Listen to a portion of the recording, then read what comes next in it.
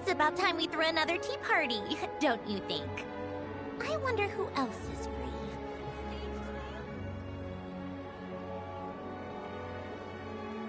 It's already this late. Why isn't he here yet?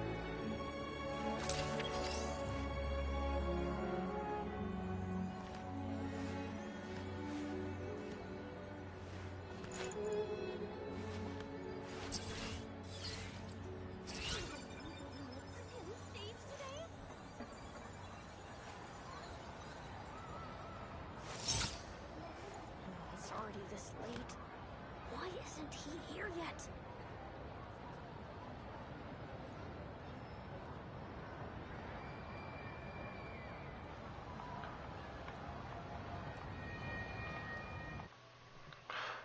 What's going on, guys? It's your boys filming out, listening back on another stream, and yeah, so we're gonna continue the ARCHON quest. This is part 4. I'm kind of pissed off, and I was actually not going to do this stream no more now. But my part 1, I recorded my broadcast, but it didn't stream in YouTube. I don't know why. Like it's weird. So now I gotta check if I'm streaming it, and if I'm not, then I gotta end the stream and restart it. It's so, like, that pissed me off, bro. It's literally in my video. I'm like looking at it right now. I only have all the way to part 2. That it could be that that YouTube doesn't let me do any more than 6 hours. So it's just, I don't know. Yeah, we're gonna continue back, and yeah, I'm going mute and enjoy this.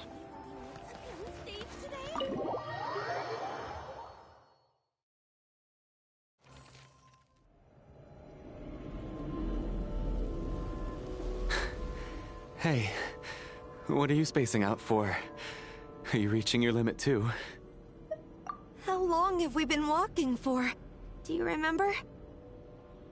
Time's lost all meaning. Ever since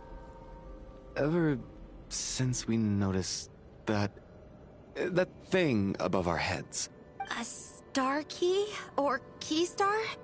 Anyway, the person who named it was swallowed by the black mist. Whatever it's called, ever since we noticed it, we've been walking up and up, hoping that as long as we reach it, we can find a way out of this place. But it seems like no matter how far we walk, we never get any closer.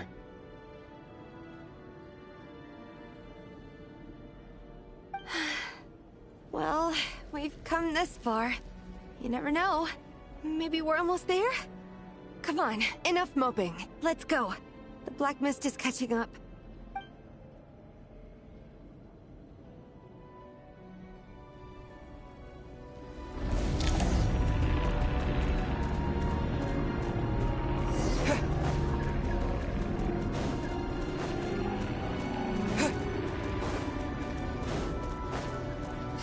Monsters! Watch out! Not again! I've lost count of how many times we run into them. Be careful! What the? Wow, I'm back! And Kate!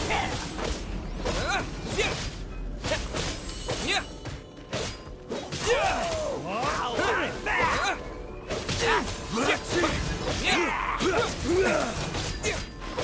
Hey, tough guy!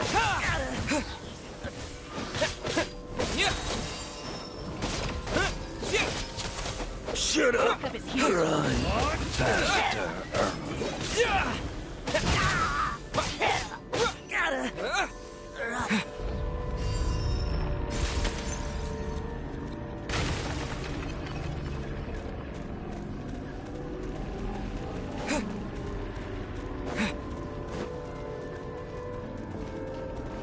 You wanna fight? Let's go! And Kate! Here they come again! Get ready! Fighting frog! Get a load of this away! Cryo sword! What the?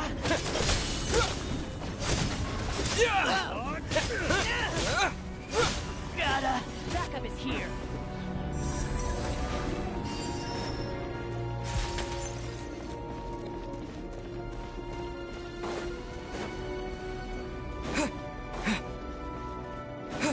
Monsters ahead of us. The black mist behind us. Feels like there's no escape. Fine. Faster.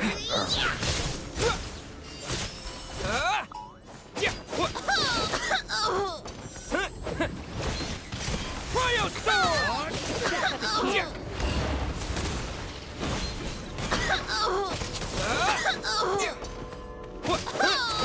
Learned! Are you hurt, Coolish? No. I'm fine. It's just... Suddenly I don't want to walk any further. I get you. In fact, I reached my limit a long time ago. Sometimes it feels like there's hope where there shouldn't be. Yeah. The hope that the star gives us is the only thing keeping us going. But I'm not sure it's real at all. It may just be a collective illusion. Otherwise, why would it always be out of reach? We know you mean well, but you're only saying that to try and encourage us to keep going, aren't you? Thank you, friend. But enough is enough. Please don't give me any more false hope. Hope is poison in this place. You're going to continue, aren't you? I admire that. I've given up, but I wish you the best. May there come a day that you catch up to the star and leave this godforsaken place.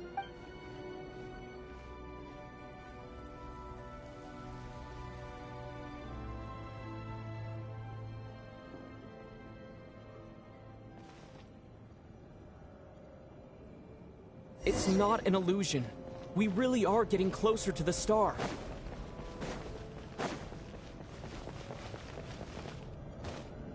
Congratulations. You're the first person to make it here.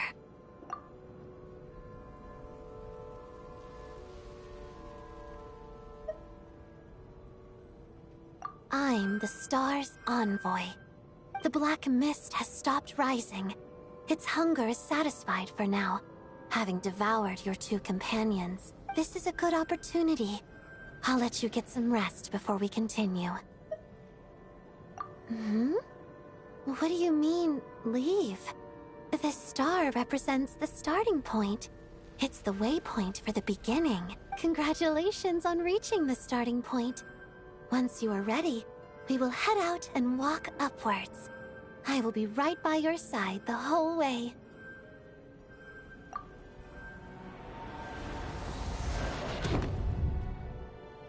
Huh? What's wrong? Hey, don't give up before the journey's even begun.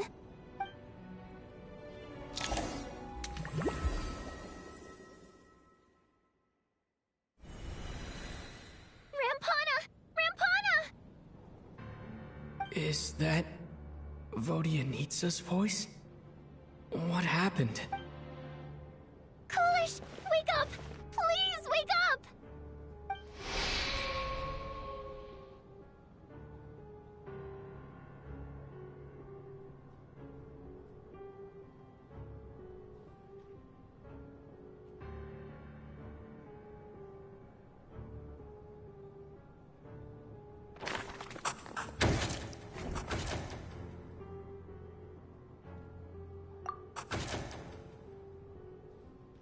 The situation is identical to that of the two casualties yesterday. We cannot ascertain the cause of death. At least there are some elements that we can rule out this time. They slept on the stage with everyone else. So I suppose the surrounding environment can't be a relevant variable. Rampana. Coolish.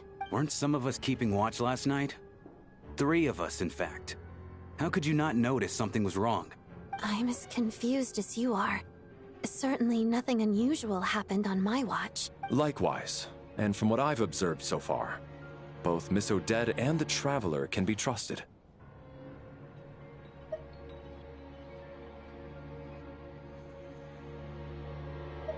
To be honest, I didn't get a wink of sleep last night. I couldn't help but think I was the target. So I just laid there with my eyes closed. I heard the Traveler and Lelik chatting, but otherwise I don't recall hearing any commotion during the night. Me too. I didn't want to wake everyone up, so I was concentrating hard, trying not to cough. I hardly slept at all. If anything had happened, I'm sure I would have noticed. Then, what could possibly be causing this? Once was bad enough. I can't believe it happened again. I worked closely with Rampana and Coolish for so long. I never imagined that one day they'd... And on the stage of all places... Voryanitsa... 4 victims in just 2 days. And we still don't have a single lead. I need to get to the bottom of this as soon as possible. And above all, keep Tonya safe. I'd never be able to look Child in the eye again otherwise. Still snowing? Yes, I just checked. Still no sign of anyone outside either. So we only have ourselves to rely on. If you ask me, this killer can clearly strike whenever they please. The Night Watch was a useless endeavor from the start. Lelik must be an expert in poisoning. Clearly she used some poison that can't be detected on the corpse. Here we go again. Listen, I was already thinking to myself last night, was Lelik's reason for revealing her identity the real story? Well, now I have my answer. It most certainly was not. She's been playing us for fools. You get off on this, don't you? Revealing your identity, only to carry on with your killing spree? That's a hideous thought. One that only a hideous mind like yours could dream up. How dare you! That's enough! Yesterday, you named Lelik as a suspect because the victims were both wealthy merchants. Lelik might have had a motive then. But today's victims were just ordinary people. Not to mention that they were colleagues of Odette and mine. What reason would she have to murder them? Let me guess. Just to scare you? Who knows? Maybe you don't know her as well as you think. I implore you all to ask yourselves, how many people are there really in this world that have what it takes to kill another person? Not many, I'd wager. Lelik is well known to be a ruthless operator, and now she has revealed her identity. How could it be any more obvious? Everything you've said so far is still just conjecture, which doesn't constitute a concrete lead. You need to back up your claims with some evidence. How can you defend her, officer? What did she say to you while you were on night watch? Maybe I shouldn't be so surprised. You military types are always colluding with criminals to target the rich.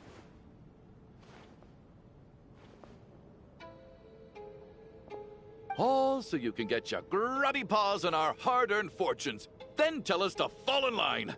The Fatui, the Druzhna, and the Rokot. Thugs, the lot of you.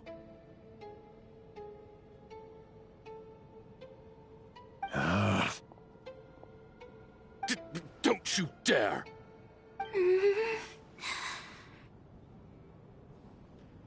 Sir, but...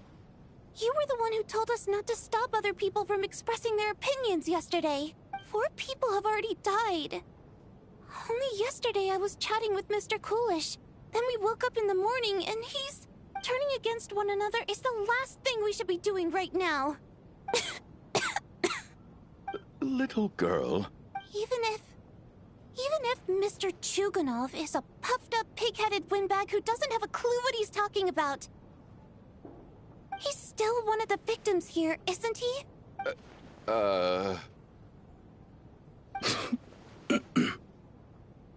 Quite. I had no intention of resorting to violence. But you're right, Miss Tonya. I ought not prevent him from speaking his mind. In any case, I believe Mr. Chuganov has calmed down a little now. We may resume our discussion. I don't think there's any need for that. What is there to discuss? Nothing about this situation is normal. Did you have an idea, Mitya? You're the brainiac here, right? Come on, clue us in. I've been mulling something over. All the leads we have so far concern things from outside the theater. Miss Odette's alter ego, the threats Mr. Chuganov received. But then there's the 2 double murder crime scenes themselves, which have given us absolutely nothing to go on whatsoever.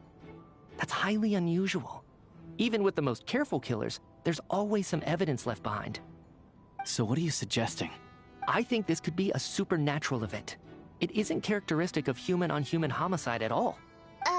Correct me if I'm wrong, but aren't you supposed to be a scientist? That doesn't sound like a conclusion someone like you is supposed to make. I got into scientific research because of my insatiable curiosity. But if the present situation defies all known scientific explanations, I don't mind shifting my curiosity toward the paranormal instead. Now that you mention it, I remember when I first came to the theater. I heard rumors about this place being haunted. Haunted? Yeah, I think I heard the same thing. But I mean, they're only rumors, right? We've worked here for years. Surely we would have noticed any spooky goings-on by now. Well, this has taken an unexpected turn. A haunted theater? If Paimon were here, she'd probably be hiding behind me in fear right now. Why don't we take this opportunity to look for clues again with a more open mind? Maybe a different perspective will help us see something different. Very well. Whether it's criminals or ghosts we're looking for, the same rules apply. Everyone needs to tread carefully. I'll move the bodies into the same room for now.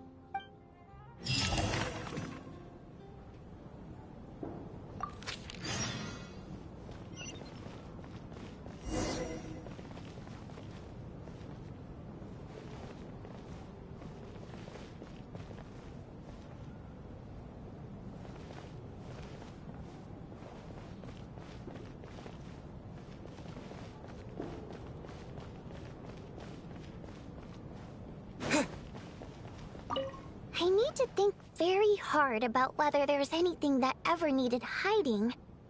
After all these years, there must be some things even I've forgotten about.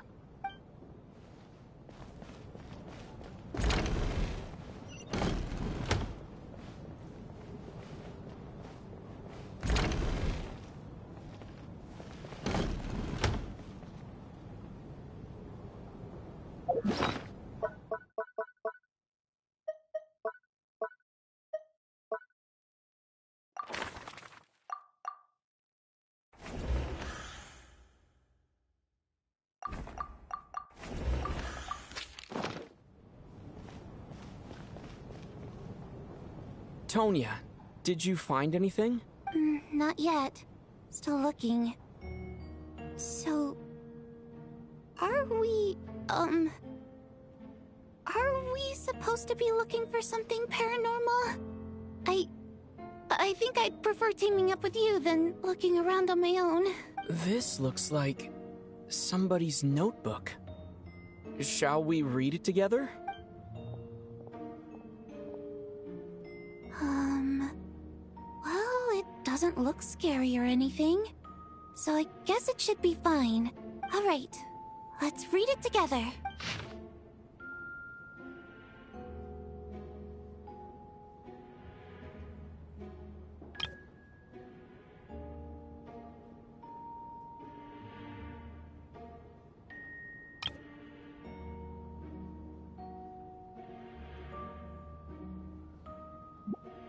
Huh.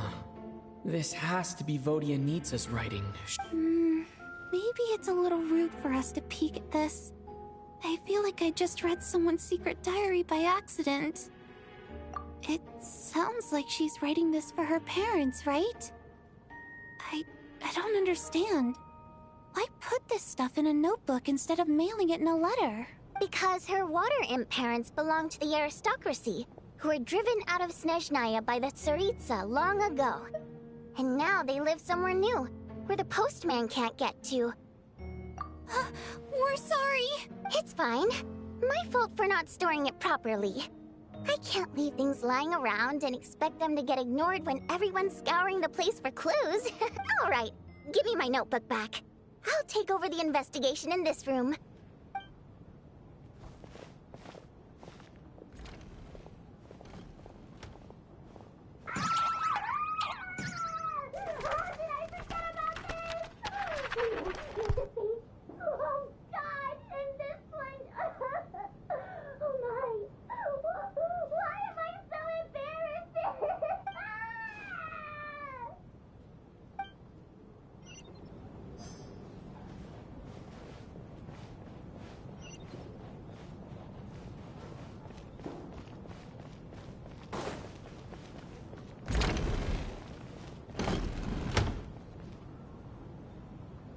Ah, Traveler.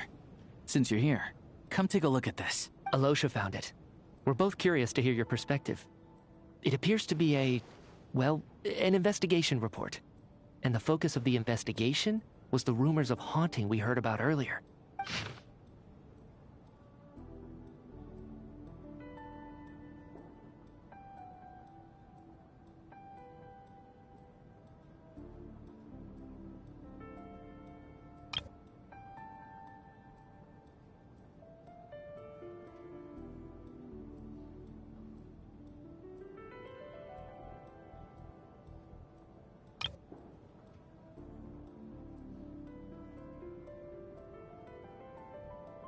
An investigation report, huh? Looks quite old. This person's name looks to be of Sumeru origin to me. Was the investigator from Sumeru? The theater manager must have hired an investigator once specifically to look into this issue. Presumably, the manager wanted to know if the supposed haunting was dangerous, while also being fearful of word getting out in case it affected the theater's business. Anyway, the bottom line is, the haunting is actually real after all. It's caused by an obstruction in the ley lines. Is there any chance this is the key to finally making some progress with the murder cases? Ley line problems are pretty unexceptional to me by this point. And while it certainly offers an explanation for the ghosts, it's hard to imagine what connection it could have to these two murder cases. Some of the language that appears at the very end of the report caught my eye. Angel civilization, ley line renovation? My area of research doesn't touch on any of that, so it's completely outside of my wheelhouse. Huh? A piece of paper just fell out from the report. It landed right by your feet.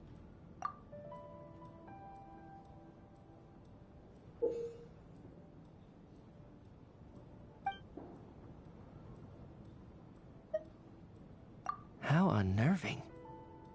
It was tucked inside the report, so it must be a note left by the author. Death is near. Is that supposed to be what's going on here? With us in the theater? But if so, how did the author foresee it? Could he predict the future somehow?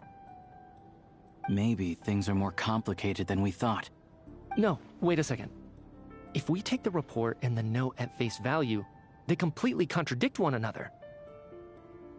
The report definitively concludes that the hauntings in the theater are harmless and cannot affect the real world.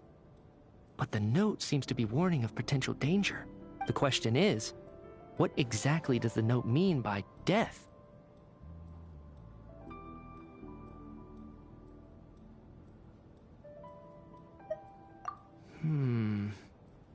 The various ways we could interpret this keyword lead in completely different directions. Let's pause our analysis here for now.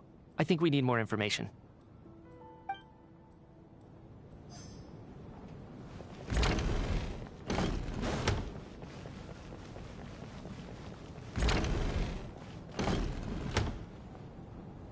Valeri, come take a look at this.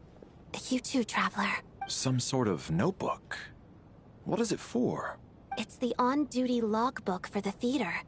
Kulish was the main person to use it. He mostly used it to record any unusual incidents during a show, audience numbers, exit times, and so on. Yes, he'd always have this logbook with him when he checked tickets at the entrance. This should confirm a lot of key details about the recent show. So, you find anything unusual? Yes. The number of people. I've checked and double-checked, but the numbers just don't match what's recorded in the logbook. Apparently, we have an extra person among us. Are we certain that logbook is accurate? Could someone have sneaked in without buying a ticket or something? Unlikely. Kulish took his duties very seriously. I've rarely seen any errors in his work. Not to mention that this was a dress rehearsal, meaning smaller audience numbers and tighter ticket restrictions than usual. Everything would have been well within his control. We no longer have our tickets with us, do we? They got collected on entry. I assume there's no way we can check them again. Unfortunately not. The theater recycles tickets. Once people are in the door, they don't tend to leave until the show ends, so we collect the tickets at the point of entry.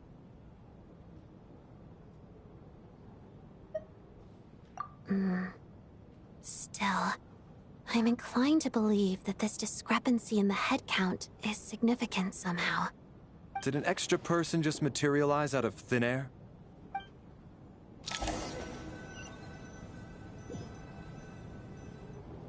If we take all this together, it's not impossible, is it? If anything, it's the natural conclusion. Oh, I beg to differ. This sounds to me like a product of a researcher's vivid imagination. And perhaps it's because I'm still viewing this through the lens of a typical murder investigation. But still, I'm struggling to be persuaded by your theory. Does it really sound that far-fetched?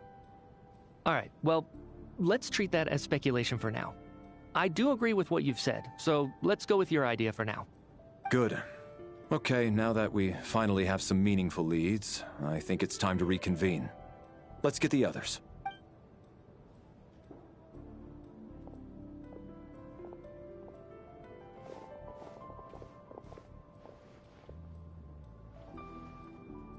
So, that's about everything we've discovered so far.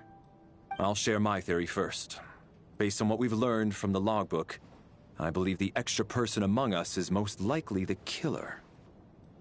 If the killer had simply bought a ticket, it would have greatly increased the risk of their identity being exposed. I expect he or she either hid in the theater ahead of time, or found a way to slip past the ticket inspection.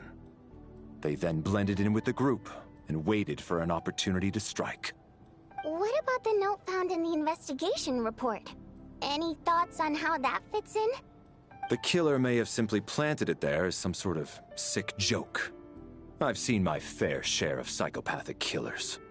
They love playing cryptic mind games. So, it has nothing to do with the haunting of the theater after all. This theory makes sense to me. If we have an audience member unaccounted for, chances are they didn't come here to watch the show.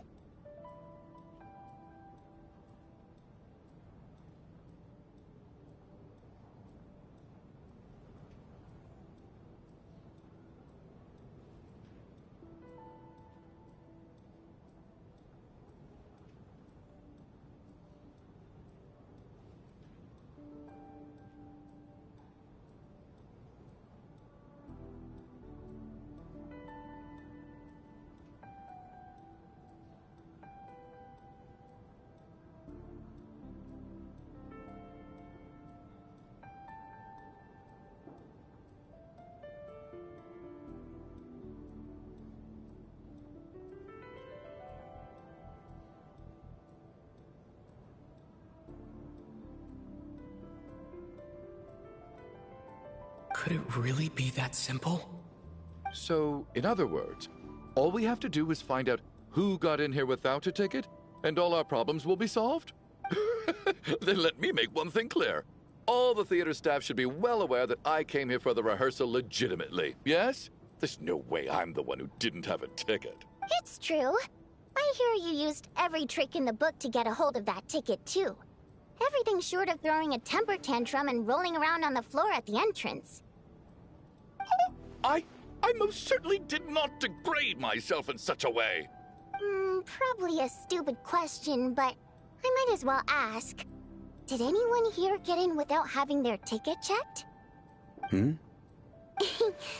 it was naive of me to expect them to just admit to it. Especially after the unprompted Lelik reveal. Once was already a miracle. Twice would be unfathomable.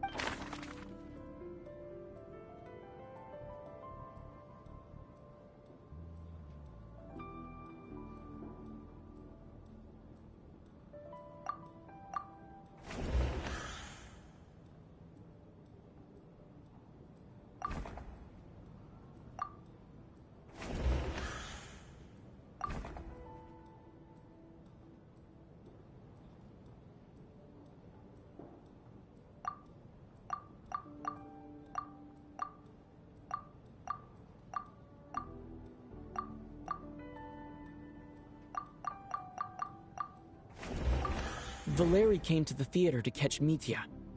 Those two should be able to vouch for one another, and their motives are clear.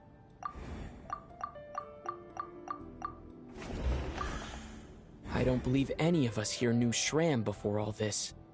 If no one can verify Shram's identity... Mr. Shram, did you really go through the ticket inspection to get in here? Huh? Me? Why am I being singled out, my friend? Do I seem that suspicious? It's not that you stand out as suspicious. More that everyone else has been ruled out as trustworthy. Okay. Well, we spent the best part of 2 days together now. So I'm sure you can all tell what kind of person I am. I'm a true gentleman. I never dream of doing something like sneaking to the theater without a ticket. Yeah, I have no doubt that you're a good person. But the problem is, none of us here actually know you, so no one can say for sure that you are who you claim to be. Although, actually, what was it you said last night? Yeah, you're friends with that water imp, which is why you understand our primary mode of expression. Last time I checked, there were barely any of us remaining in Snezhnaya, since most of the water imps left. Could you tell me a little bit more about your friend? There's a good chance I actually know her. And I suppose it's also kind of a way for everyone else to get to know you a little better.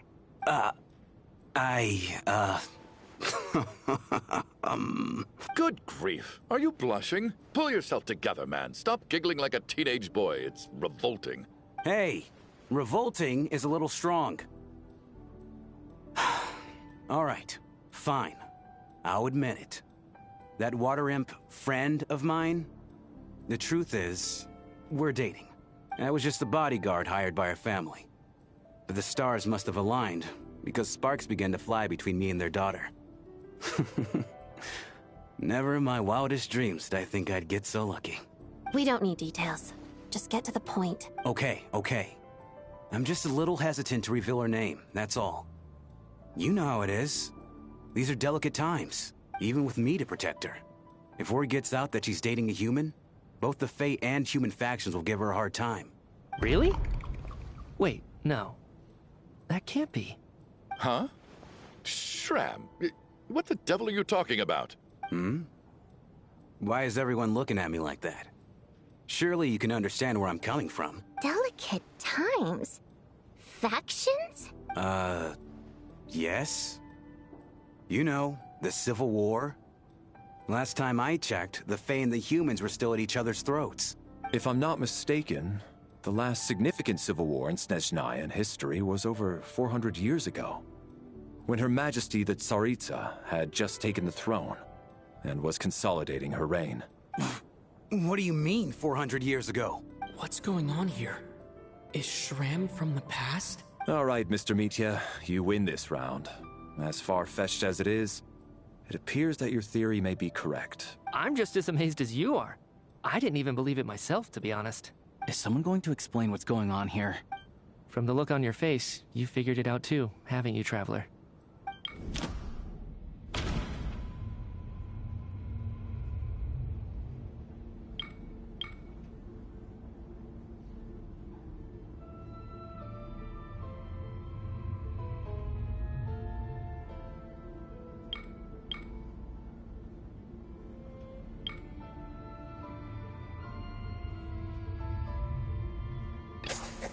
The theater's ley lines have been modified to block souls within its grounds from returning to them.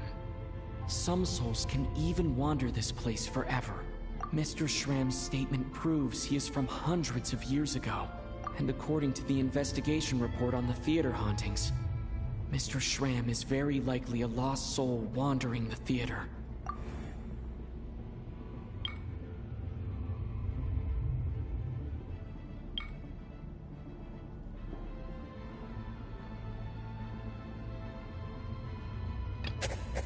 This is Mr. Valeri's hypothesis. If there is no supernatural element to this incident, it's very likely to be true.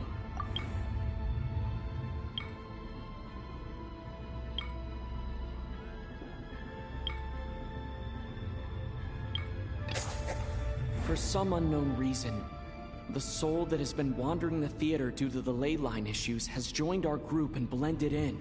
Yeah. That must be the immediate reason why the ticket count doesn't match the number of people present.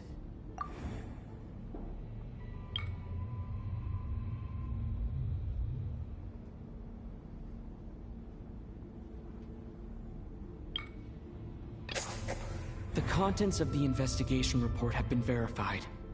There are indeed leyline issues and wandering souls in the theater. Death likely symbolizes the deceased. Mr. Schramm, for instance. Death is near. That must mean that there's a dead person in our midst. That's the truth, isn't it? Yeah, the logic is clear now. The investigation report said that there would be souls stuck wandering around the theater because the ley lines were cut off. Mr. Schramm must be one such soul who died in the theater a long time ago. In which case, that also makes him our extra person. So when the note said death is near, it must have been referring to death as in the deceased, people who died a long time ago. Someone who died a long time ago. In short, there's a dead person among us. The extra person we've been searching for is a ghost from the past. You mean I'm a ghost? No. Don't make jokes like that, my man. There must be some mistake. But even if I was dead, I know for a fact I didn't kill anyone these past 2 nights. Yeah. Even if all that's true, the report also said the souls inside the theater can't affect reality, right? They're harmless. Then what if the problem isn't the souls at all, but the ley lines themselves? The ley lines have a powerful ability to attract and devour souls. Let's say that the ley lines are like a black hole, constantly seeking to engulf souls. But the souls that don't want to return are trying to avoid being sucked in. Huh. Why does this analogy sound so familiar? What happens when the black hole can't achieve its goal? I'm only speculating here, but what if it ended up swallowing innocent souls by mistake? Or intentionally taking other souls to compensate? That could explain why we weren't able to determine a cause of death. If you're right, and their souls were devoured by the ley lines, it does make some sense. It does seem to explain a lot of the things we couldn't make sense of. Does that mean it's true? Except there's no concrete evidence. Mitya's relying on a lot of logical leaps. Still, it seems like the best explanation we have under the circumstances. Alright, so how could Schramm not know that he's dead? Seems a little unlikely that he hasn't noticed anything unusual even after several days interacting with us. On the contrary, it's perfectly normal for a soul to wander the theater for centuries without questioning their existence or reason for being there. It's simply what's natural for them.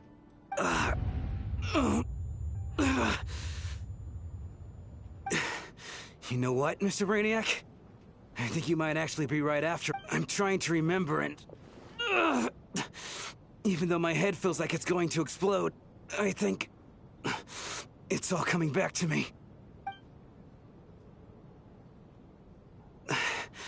I was the one who didn't want to remember my own death, so I forced myself to forget. Well, I'm sure those are painful memories. My lady and I snuck out to go on a date one day. We bought tickets for the theater. It wasn't really my thing, but I was just happy to be together.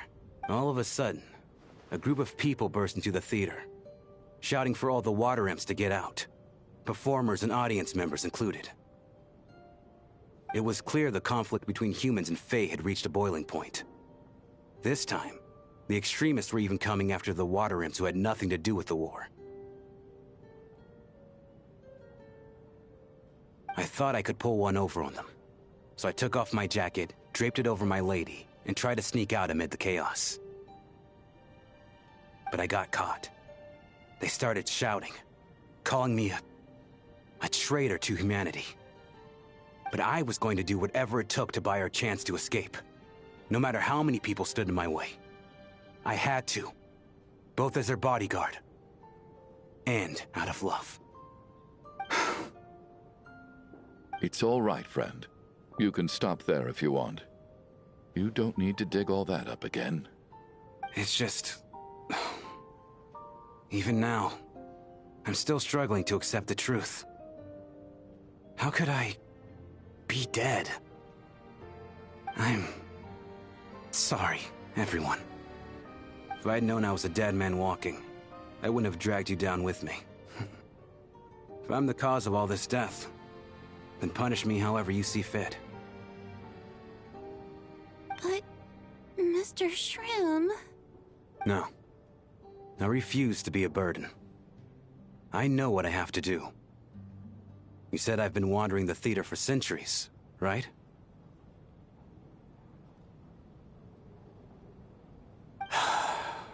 I guess it's high time I got a breath of fresh air. Out there, I mean. I'll leave this place and take all this death with me. Go out on my own terms. Mr. Schramm, I'm sure we can figure out a different course of action. My good sir, we both know I'm not supposed to be here. I should have accepted my death long ago. One way or another, this has to end. Unless you're saying this goes against another one of your military principles somehow. No, I'm speaking on a personal level this time. Let it go, man. Oh, wait. One last thing. Miss Waterimp. My lover. Her name was Litia. Litia Ozarova. Do you know what happened to her? Ozarova. Oh, Auntie Ozarova. That's what we all called her. I remember her as a very kind elder. She had a bunch of kids, too. I'm so glad she survived. And she had lots of kids? Good. That's good. I could hardly expect her to stay single just because of what happened to me, right? As long as she went on to be happy, that's all that matters. Besides, I'm dead. My soul's been wandering around here for so long because I was worried about her. But now, I can go without regret. There's no need to see me off, my friends. I've enjoyed our time together over these past few days. Perhaps we'll meet again in the next life.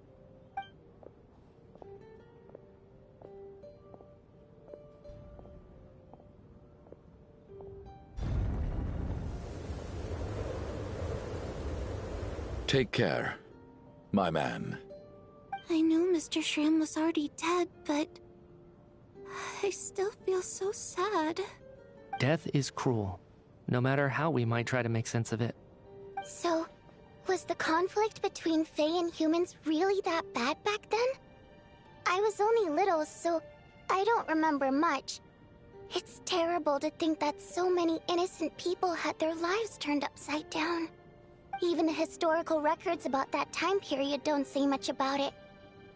All people know is that the Tsaritsa founded the Fatui, drove out most of the Fae aristocracy without explanation, then used her terrifying power to suppress the humans.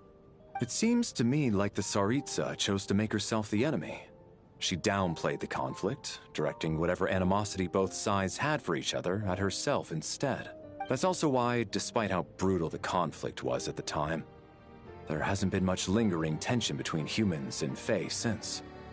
Things have been fairly harmonious for the past few centuries. So, the Tsaritsa banished the Fae to protect the Fae living in the city? She offered herself up to be hated in exchange for peace. Maybe it's not quite as bad as it sounds. I don't think Her Majesty is too concerned if mortals hate her or not. And besides, there are very few who truly do. All this time, I had no idea. All right. If Mitia's theory is correct, then I think we can consider this matter settled. Let's all take a break. Ugh, if only this blasted storm wasn't still raging on.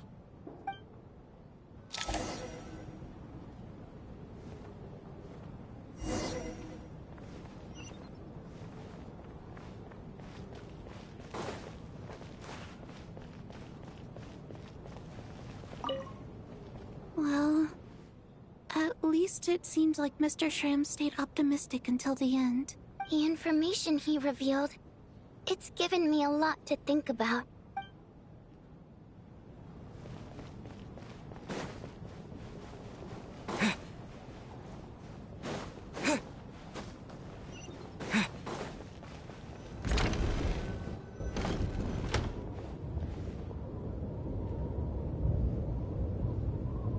Looks like now we can just rest until the snowstorm stops. I still can't believe Shram turned out to be a ghost who'd been in the theater for hundreds of years. Knock knock.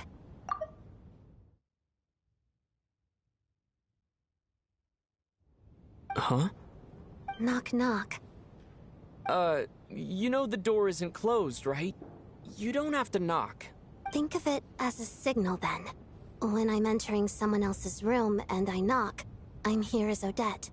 If I don't knock, it's Lelik. Thanks.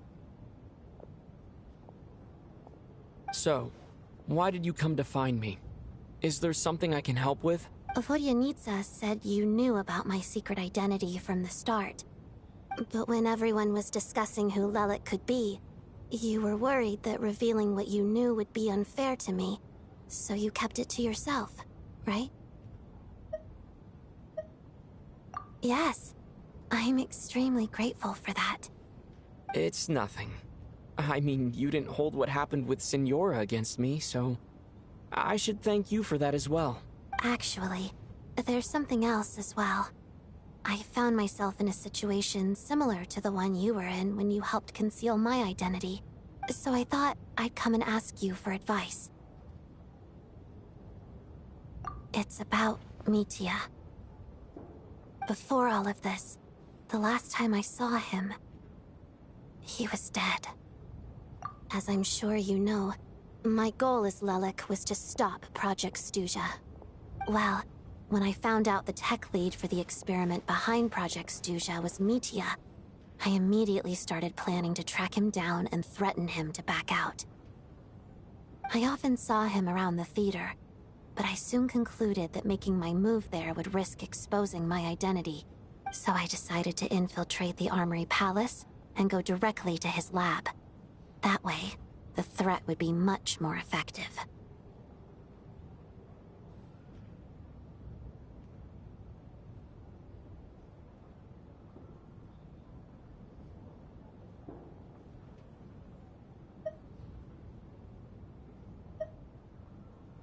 Well, I suppose there was a bit of luck involved. But I am a Fatus, so I already had some familiarity with the building's layout. But when I finally made it to his lab, Mitya seemed to be dead. I checked his breathing and his pulse. He had no vital signs whatsoever. I'm certain of that. I thought maybe another anti-Project Stuja activist had beaten me to it, and chosen a much more brutal method. So I made myself scarce. That's why you were so on guard around Mitya that first night here. Yes. When I saw him sitting in the audience during the performance, I could barely contain the shock. To me, it was a miracle. Somehow, he'd come back from the dead. But then, the murders started happening and things got so complicated that it wasn't really at the front of my mind. That is, until Mitya himself said there must be a dead person among us. Then, I couldn't ignore it any longer. And yet, you thought that bringing it up right away would single Mitya out. Just like when everyone was suspecting Lelik. Exactly. I thought there could be something I was missing. Besides, we soon figured out that Mr. Shram was a ghost. And we knew there was only one extra person. So we thought he had to be the one. But now, it seems like there's another candidate. I understand why you kept it to yourself. There was so much information being thrown around during that discussion. Bringing up Mitya would have just introduced more confusion. So, what do you think we should do? Let me confirm one thing first. When was it that you found Mitya dead? Around a week ago. Sometime in the afternoon. A week ago? That's earlier than I thought. I saw him just a few days ago at a restaurant. That definitely would have been after you found him dead. He seemed completely normal to me. Chatting with Vodyanitsa, trying to avoid Valeri. So he was definitely alive on that day. Huh. Well, all I can say is I know what I saw. Here's a thought. The reason we even suspected a dead person could be among us was because of the problem with the theater's ley lines. But Mitia's death happened inside the Armory Palace. The ley lines affecting the theater shouldn't reach that far. You're right. I guess he doesn't fit the profile of the person we were searching for. I think the chances of it being him are very low. Surely he can't have died for real in the Armory Palace. Unless... Unless what? Unless he really did come back from the dead. You're right. Do you think we need to disclose this to the others? Huh, what's this? A private meet and greet? Where do I line up? That's not what's going on here. Well, I was just making the rounds. Thought I'd try to lighten the mood a bit. Vodyanitsa's handing out food if you're hungry.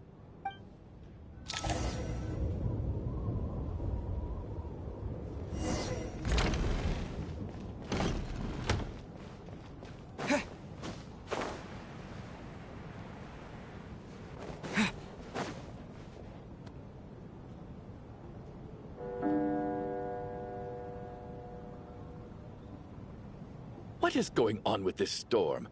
Could it be connected to that monster that just arrived in Snezhnaya? I almost hope it is. Her Majesty the Tsaritsa left to vanquish that beast herself. We just need to wait for her triumphant return. Do you think people still feel the cold after they die? I'm wondering about Shram. Oh, maybe we should have given him a coat before he went out there. Death itself is cold, isn't it? I'm sure the storm will embrace him. Well, I hope he has a safe journey. I'm going to miss him, I think. It's not like we can blame him for Rampana and Kulish's deaths. Thinking back on it, we barely made it out alive ourselves. Once we get out of here, how are we going to explain what happened to their families?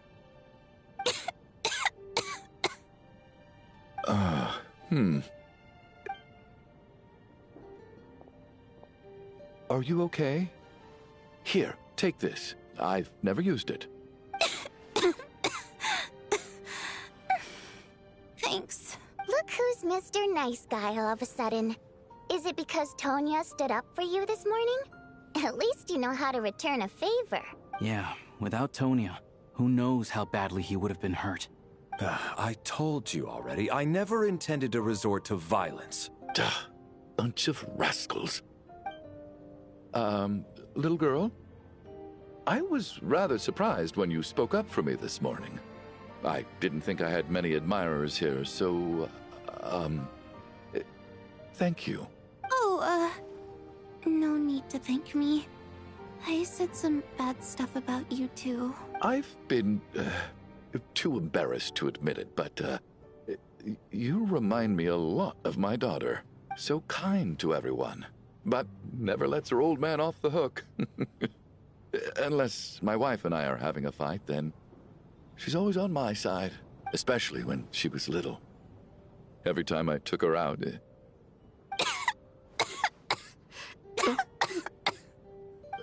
All right, easy now. How long have you had that cough, Tonya? I don't know. It's probably been a while. I'm fine. Are you taking anything for it? Yeah. I'll be fine once I see my brother. He's gonna pick some frost fairy flower leaves and brew a tonic for me. I'll feel much better once I drink that. I see. That's good to hear, then. We should probably discuss arrangements for tonight. Now that the deceased has left our midst, there shouldn't be any more incidents. However, out of an abundance of caution, I'll keep watch. Shouldn't we take shifts? I can take one if needed. No need. I managed to get a nap in earlier, so I have plenty of energy right now. After all the tension of the past few days, everyone else should just focus on getting a good night's sleep.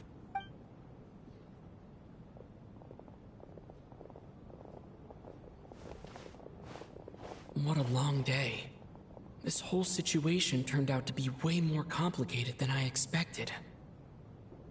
But Valeri's right. I should just try to calm down and get some rest. The last thing I want is to give myself nightmares.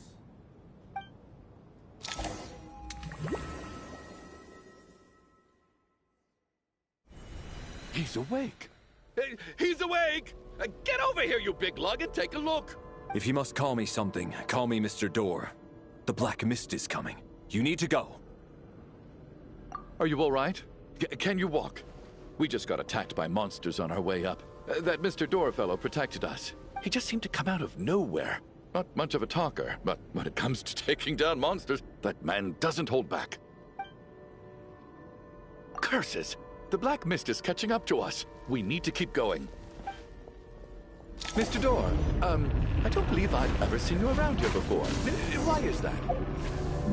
There's no need to try to get to know me. I'm just Mr. Door. I have to find the door that belongs to me. Oh, Mr. Door! Looking for trouble! Quick, get rid of them! I can just push these ones off. No need to thank me. This is where my duty lies.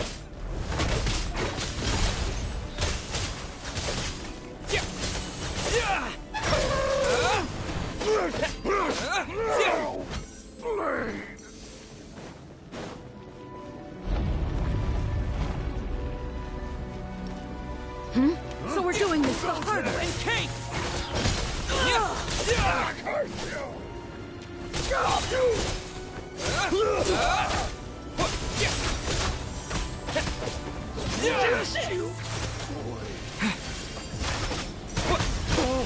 Remarkable work, Mr. Door. Oh, if I had your muscles, I'd do the same.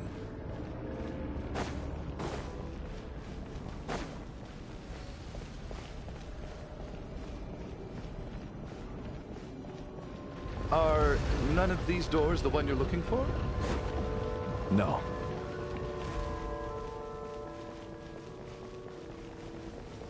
Fighting frog! Come no closer. By my hand. Impossible. How could this be? And Kate!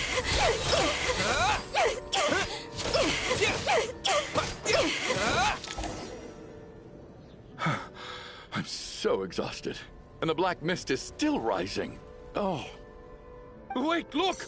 There's more monsters down there. Are they coming from within the Black Mist? No, no! They're gaining on us! Quick, keep going, or they'll be at our heels any second!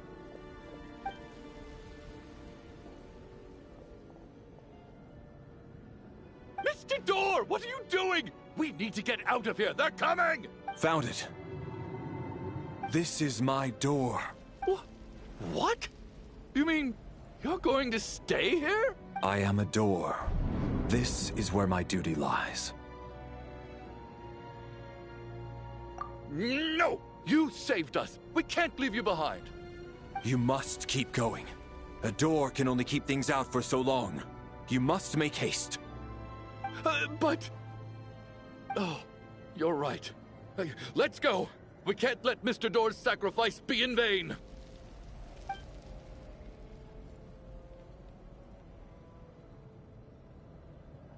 The Black Mist isn't moving anymore. Looks like both the monsters and Mr. Door are gone. I didn't just imagine all that, did I? Surely I wasn't so scared out of my mind that I hallucinated a door as a human being? Oh, okay, good. There's no way we both hallucinated the same thing. Getting sleepy? Well, looks like we're safe for now. Go ahead. Let's get some rest.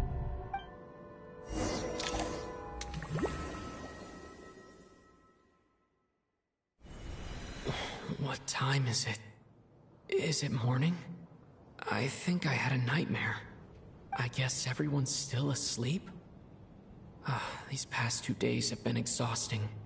Valeri's keeping watch though, so he's probably the only one awake. Valeri?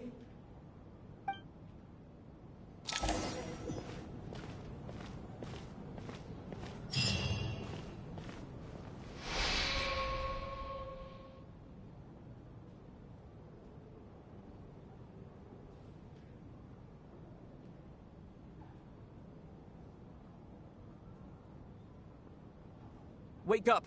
Everyone needs to wake up!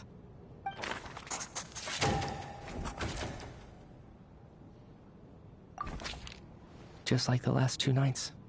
No clear cause of death. I've been a real thorn in your side, haven't I, Mr. Valeri? Now you can rest in peace. But for me, life will be all the duller for not having to run away from you, my friend. How's Tonya? Is she okay? I just checked on her, and it doesn't seem like anything serious. She's just exhausted from the past couple of days, and she's still recovering from her illness. We should let her sleep a bit longer. That means Valeri was the only one who died last night. If Valeri was awake and keeping watch, it would have been impossible to kill him without waking everyone else up. That much is certain. This is so frustrating. Why has nothing changed since yesterday? I thought we already dealt with the dead person causing all this. Actually, one thing has changed. There's only 1 victim this time, not 2. Does that mean...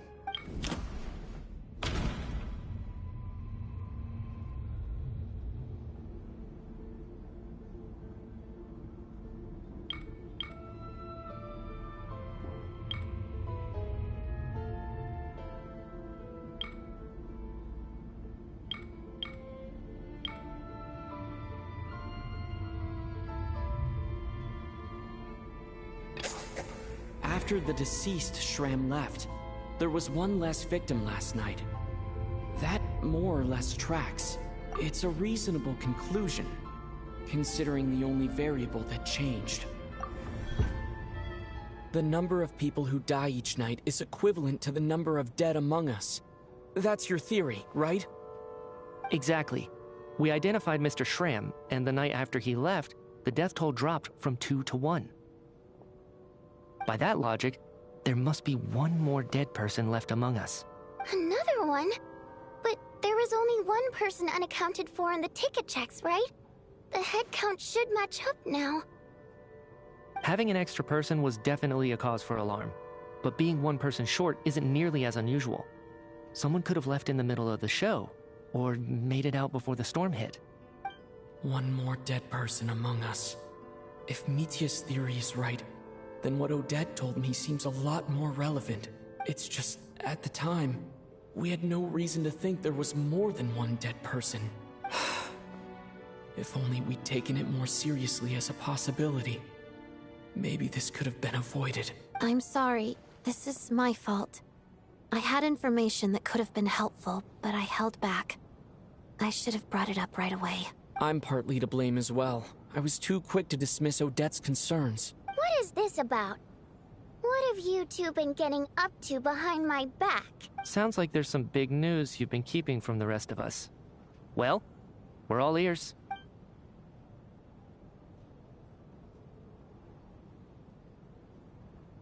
I'm the dead person? Wow, that's certainly news to me. Odette and I talked about it yesterday, but we thought it just wasn't possible, so we left it at that. Yeah, I don't blame you. If I'd been there, I probably would have reached the same conclusion. It just sounds too unbelievable. Let me just try and verify this. I just scoured my memories trying to think back to the afternoon Miss Odette mentioned, but I honestly have no recollection of dying. That's where I'm different than Mr. Shram. Having seen Mr. Mitya a few days ago myself, I also find it hard to believe he could be the other dead person among us. Well, if it isn't Mitya, then who? Do we vote on it? If you don't mind me asking, Traveler, I believe you mentioned that you know Tonya's brother. Had you ever met her before all this? No, never. Wait, are you saying... Now just 1 minute. I know where this is going. You can't just randomly point a finger at anyone you want. You're in the hot seat, and all of a sudden you want to divert our suspicions onto somebody else? Trying to pick a fight, Mr. Chuganov? Whenever you open your mouth, all you do is attack people, and I've had enough of it. If you don't want to engage in a civil discussion, you can shut up. You little brat! Did Mitya ask about Tonya because he suspects her? I suppose I only identified her by age, and nothing else. I'm just saying, you're going around casting suspicion on people for no reason. How could Tonya be dead? I can vouch for her if nothing else. I've seen her before. She's the sister of that Harbinger, isn't she? The one called Child. Oh, really? You're telling the truth? Since being here, I don't think I ever mentioned she was Child's sister specifically. Does Chuganov actually know her? If Chuganov can vouch for her, then it can't be Tonya either. In which case, it seems unlikely that there's another dead person among us at all. Miss Odette, could you go over that afternoon with me one more time, when you found me dead? No problem.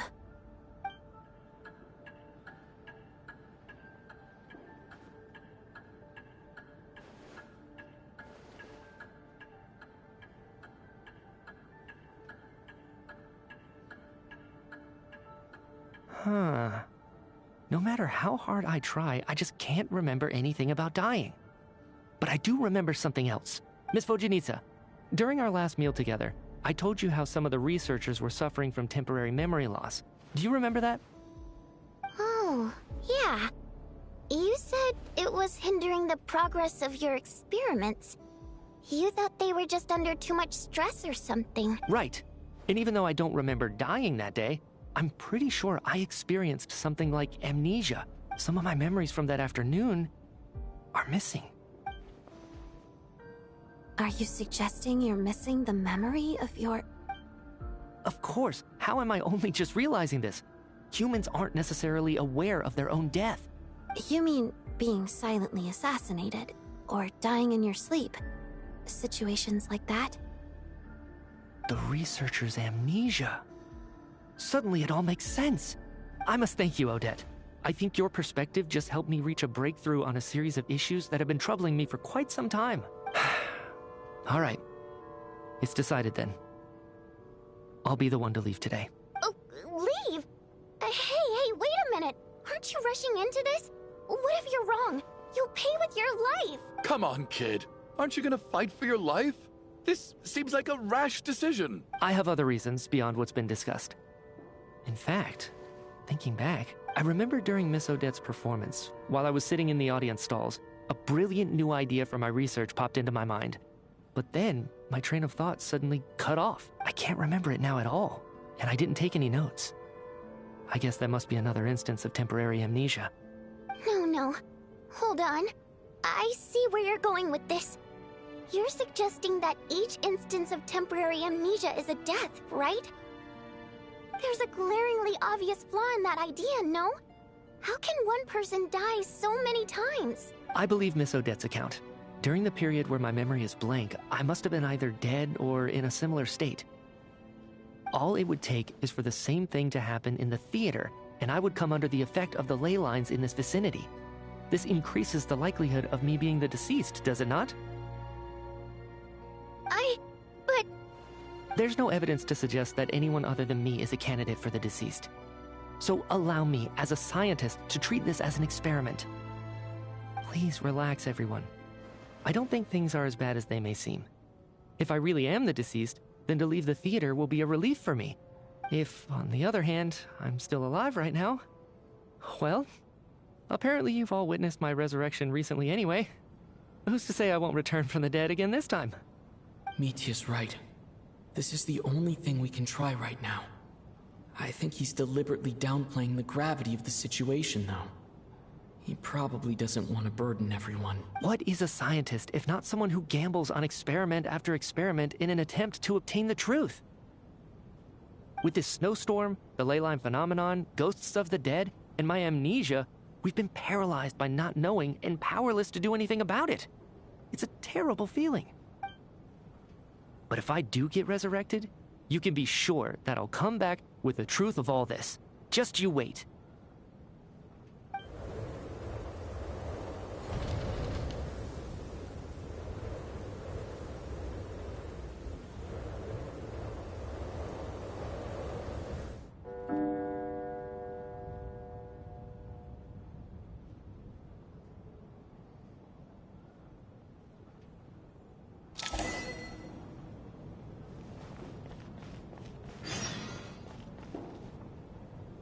Poor Mr. Mitya. I didn't even get to see him one last time. Maybe it's a good thing that you weren't there to see it. It was a hard thing to watch. I hate goodbyes. Why does it feel like everyone around me is slowly disappearing? Not just in here, I mean. In the outside world, too. Maybe it's the realization that, at the end of life, everyone has to face it alone. Come to think of it, the main reason we're still alive right now is pure luck. Each morning here, for every one of us, there's the chance that we might not wake up. You could take it a step further and say that the same is true outside, too. Who can never be 100% sure when they drift off to sleep that they'll open their eyes again in the morning? If I make it out of here, I'm going to cherish every moment that I'm awake and live without any regrets. Without regrets? I feel like a strange sense of anxiety has been quietly growing inside me over the last 2 days.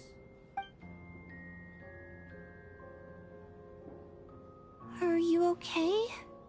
You look really glum. If something's bugging you, let's talk about it. There's only a few of us left here now. After everything we've been through, what's the point in keeping things bottled up? I have a travel companion named Paimon. Alosha and Odette have met her before. She's been feeling unwell recently. You're worried about her, aren't you? That makes sense. We've been trapped in here for days. To be honest, I used to feel like I was just a spectator in this world, watching everything that happens from the sidelines. Maybe it's because I'm a descender. A descender? But with Paimon by my side, over time, I slowly felt my connection to this world growing stronger. She loves eating, sleeping, and having fun, but she's also a great guide. It's her authenticity that makes this whole world feel more real for me. Over the last few days that we've been apart, I've often caught myself wondering, what would Paimon say if she were here right now?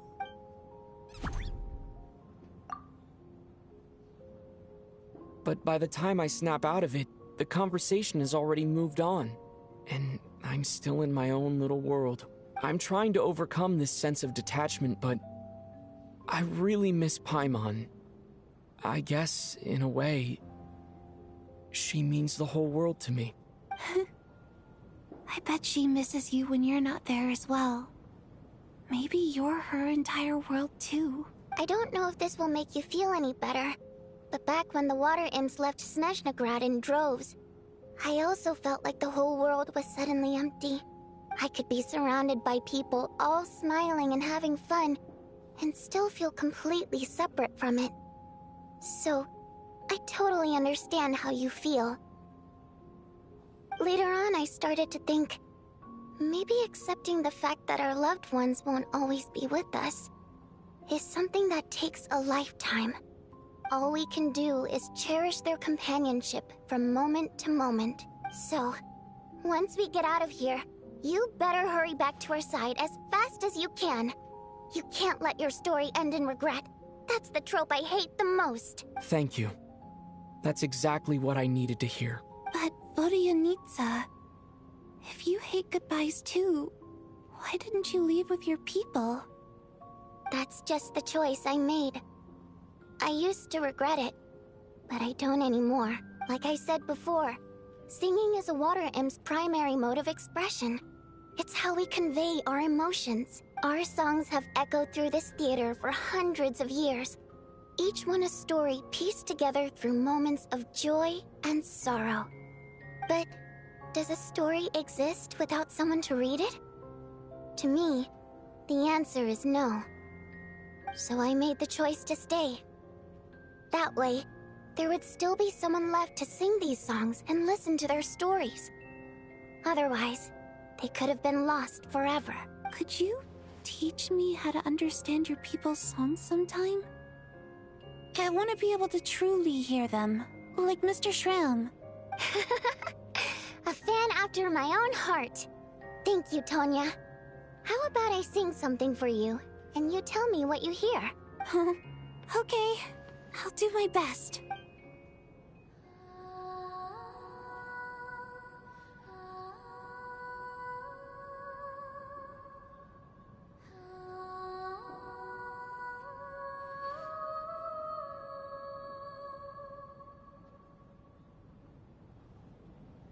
I've never heard that one before. I feel like I can hear a sense of longing somehow. I wonder why that is. Color me impressed, Tonya. You're a keen listener. Most people can only tell if a song is happy or sad. I didn't think you'd be able to pick up on such specific details. So, what's the song about then? Come on, tell me! I've actually never performed this song in the theater before, because it has more of a ceremonial purpose for our people. It's not meant for the stage. It means something like, "May those we have lost watch over us, and follow this song back home in the night, so that we might be reunited once more." No wonder I could hear that sense of longing. You sing it for loved ones who have passed away. I hope it reaches them. It's getting late, Tonya, and you're not well. We should all turn in early. I suppose there's no reason to keep watch tonight. Okay. But, before I go to bed, could you sing that song a couple more times for me, Vodianitsa? Of course. Anything for my #1 fan.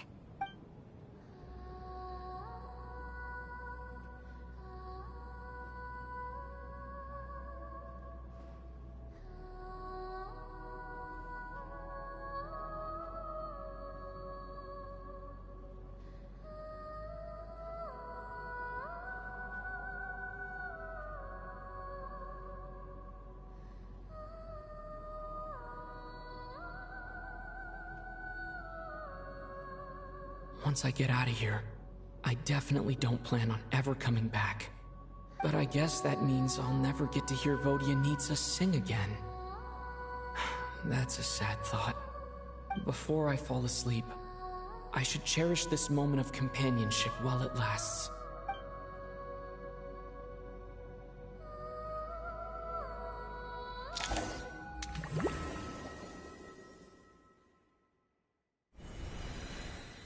Where am I? It's so dark in here, and I feel kind of dizzy. Am I alone?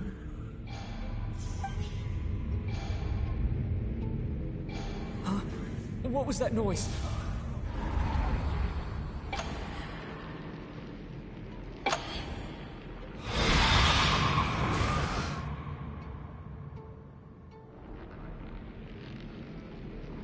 Return, O spirits.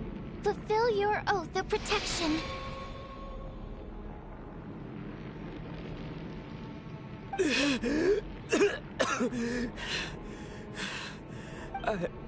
I'm alive? What just happened?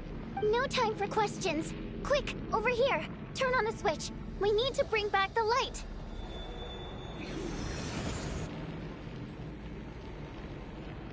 All right, we're safe. The spirit just now is called Night Prayer. The light subdues her, but she'll attack without a second thought in the dark. Sort of. I know it's hard, but you can't let this place go dark, or she'll kill you again. Yep. Luckily, I was here to resurrect you. Otherwise, that'd have been a real bummer. A bit more than a bummer, I'd say.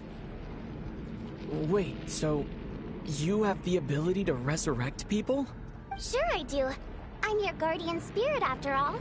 I specialize in soul recall. Oh, it's nice to meet you, by the way. Thanks. It's nice to meet you too. All right, there's no time to waste. The black mist is already catching up. We need to avoid it at Night Prayer at all costs. Come on, let's go.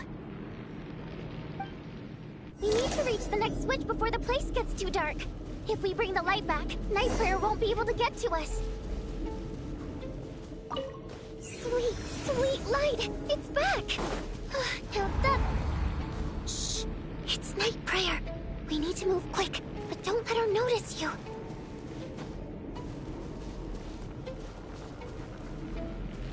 Look out!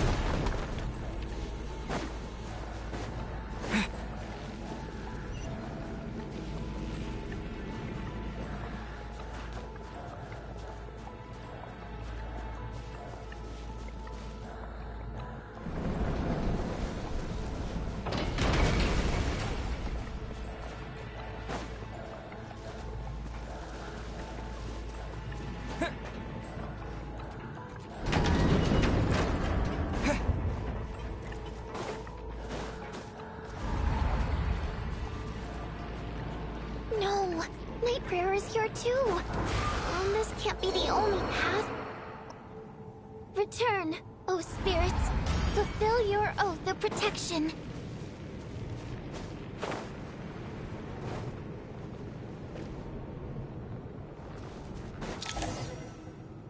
It's too dark. We're not gonna make it. Come on, faster!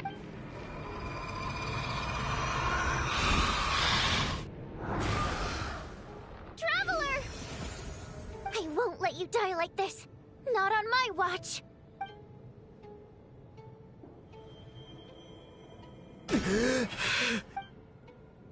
Even though it's not permanent, dying is definitely not a pleasant experience. Great. You're back. Yeah, thanks to you. Time for you to get out of here. Quick, before the light runs out. What about you? You're not coming with me?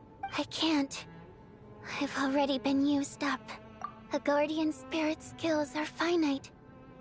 I can only resurrect someone so many times. I might not look any different, but my essence has been exhausted. Now, I will slowly start to fade away. I can go no further. The black mist is where I belong. It's okay. Why didn't you tell me sooner? Because it wouldn't have changed anything. That knowledge would have just burdened you. And a guardian spirit's role is to protect. But... Go. Now, before it's too late. I already hear Night Prayer approaching.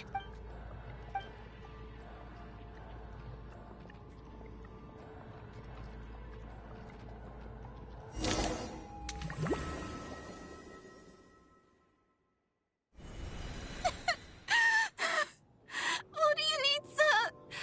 How could this happen? What do you need, sir? Well, I guess there's no need to inspect the body.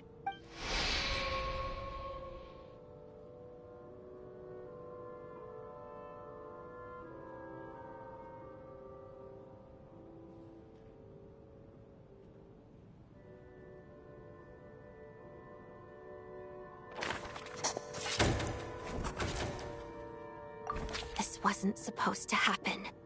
You lied to us, didn't you, Chuganov? You've been lying from the start. Take a long, hard look at yourself before you go around accusing other people. I suspected you on day one, Lelik, and now look where we are. By some strange coincidence, you've never been targeted. You just happen to have survived this long?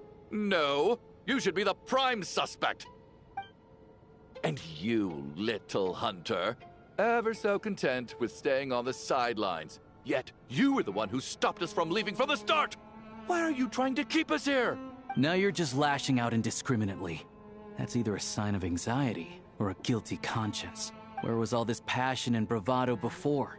Decided to fight until the bitter end. Is that it? Is that a threat? Fine, bring it on. You think I'm afraid to die after all this? You want to kill me? Go ahead. I'd like to see you try. After all the trauma of the past few days, everyone's been pushed to the breaking point. Valeri and Mitya aren't here anymore. Someone else needs to step up and take charge. But first, I need to think this through. Considering everyone left, who's the most likely candidate for the deceased?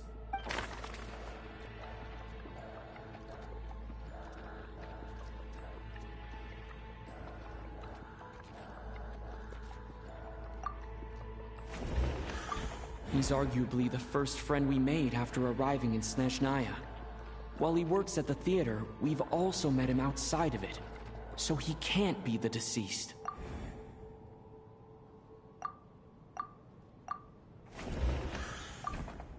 Of those who remain, the only person we've never met before is Tonya. There is room to doubt her true identity. People are easily misled by first impressions. Now that I think about it, Child Sister was in fact a label I imposed on her due to my own assumptions. But Mr. Chuganov vouched for Tonya's identity yesterday. With basically no other possibilities left. Could it be?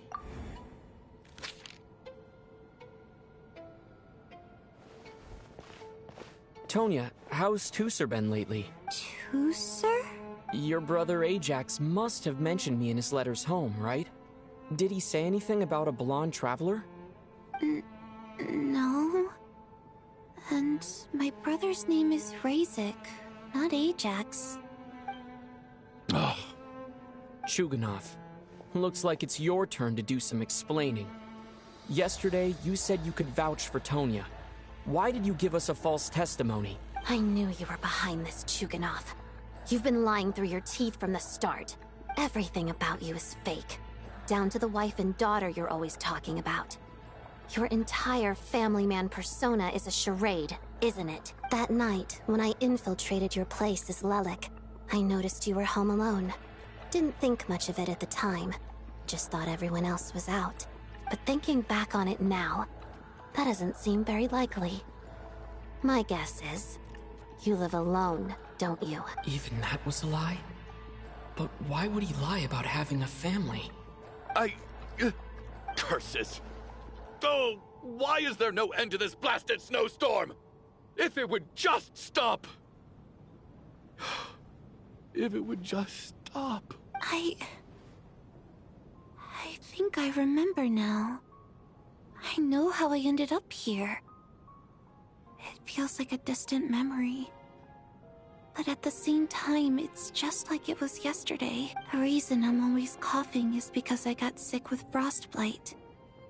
The locals usually call it the snow cough. It's not a very common illness. It's partly genetic and partly caused by the cold climate, but it can be fatal. They sent me to the hospital as soon as they found out I had it. And I spent so long lying there in that hospital bed. After a while, I felt myself growing weaker and weaker. Nothing seemed to be working anymore. Neither the treatment that the doctors were giving me, nor the medicine my brother was brewing from frost fairy flower leaves.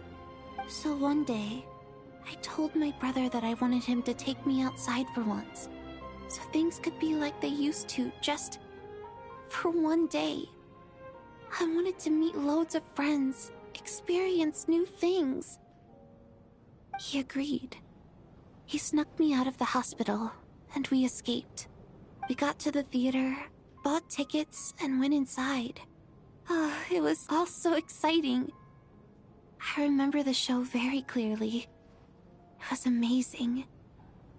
But I found myself getting sleepier and sleepier.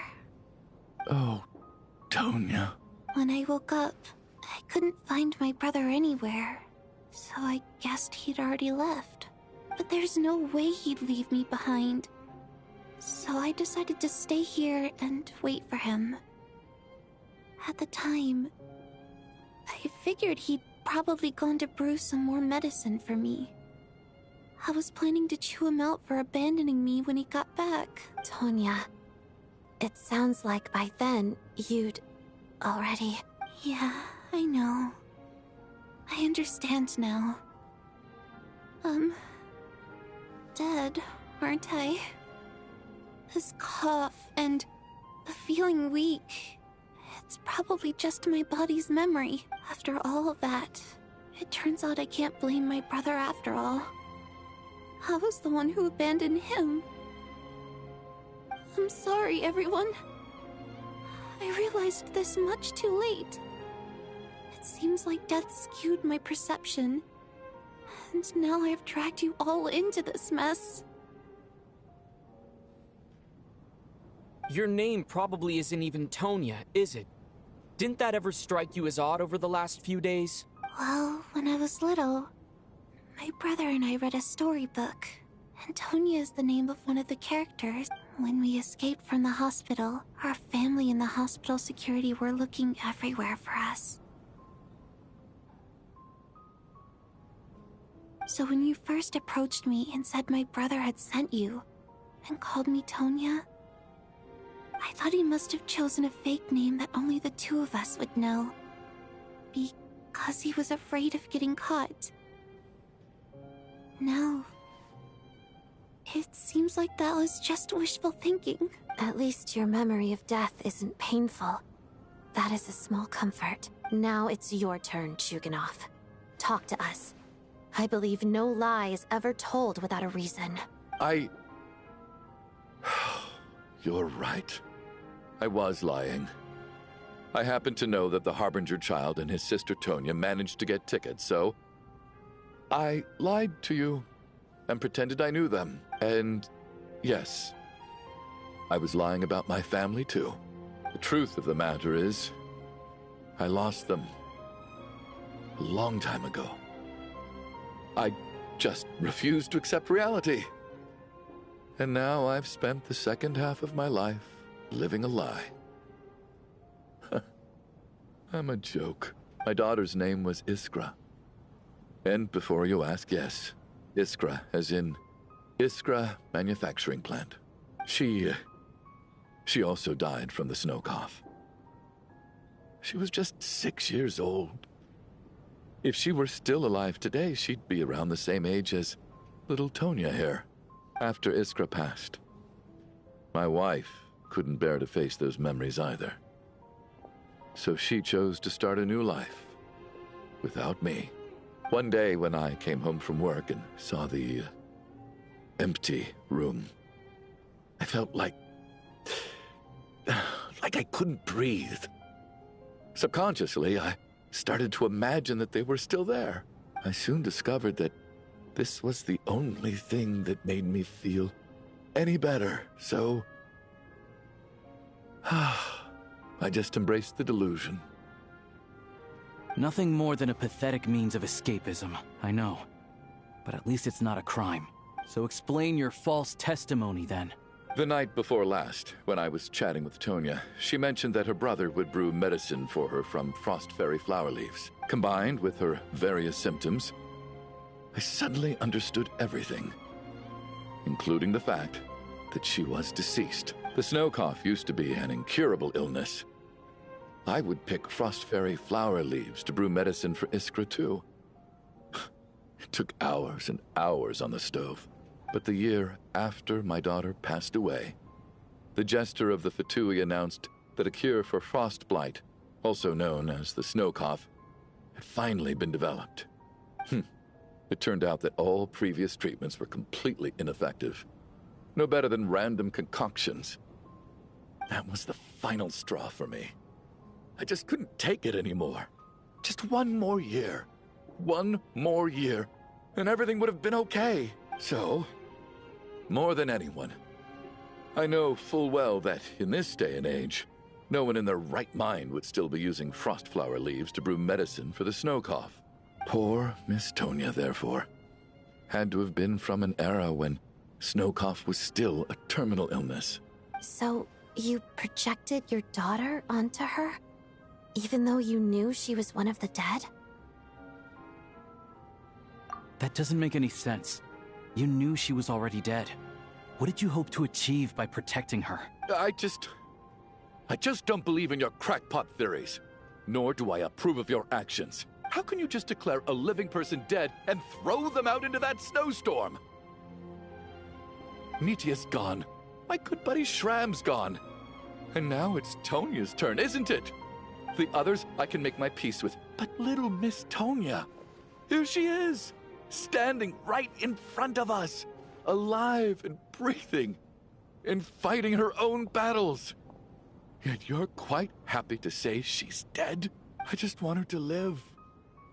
Once this snowstorm is over, the very moment it stops, I'm going to march out that door and find someone who can fetch the very best medicine for her snow cough. I'll be damned if I'm gonna let you cast her out into the snowstorm before I have the chance to cure her. Not again. Not this time. Not when the cure is right within our grasp. I'd never be able to forgive myself. Mr. Chuganov, stop. I can't let you do this. Tonya. By the sounds of it, you've known I was dead since the night before last, right? I really liked Mr. Valeri, Mr. Mitya, and Miss Vodyanitsa.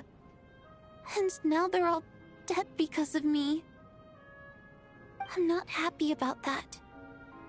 The reality is, you've been trying to fight your own demons through me. But all you've really done is trap me inside your delusion along with you. No! Listen to me. I want to save you. I do! Well, at this point, I'm quite sure that I'm dead. I don't need to be saved. The time I got to spend with all of you is more than enough for me. Despite all the bad things that kept happening, I got to meet so many interesting people and spend so many days and nights by your side. Since the day I escaped that hospital until now, this has been an adventure I never even dared to dream of. I'm very fond of you all. If it were only possible, I'd trade my soul to bring back the ones who died. If it meant things didn't have to end like this. And that's why I'm not fond of you at all, Mr. Chuganov. I'm sorry. It's them that you owe an apology to, sir. Not me. Well then, I suppose this is it. It's time for my adventure to end. I've caused enough trouble. You're leaving already? It's still early. Don't you want to stay a little longer? No thank you. Oh, and by the way, my name is Patashka. It was nice meeting you all.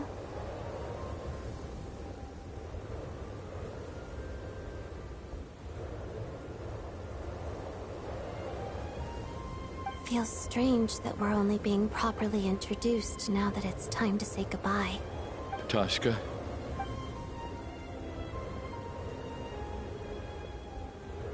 What are you doing, Chuganov? Are you crazy? Let me leave.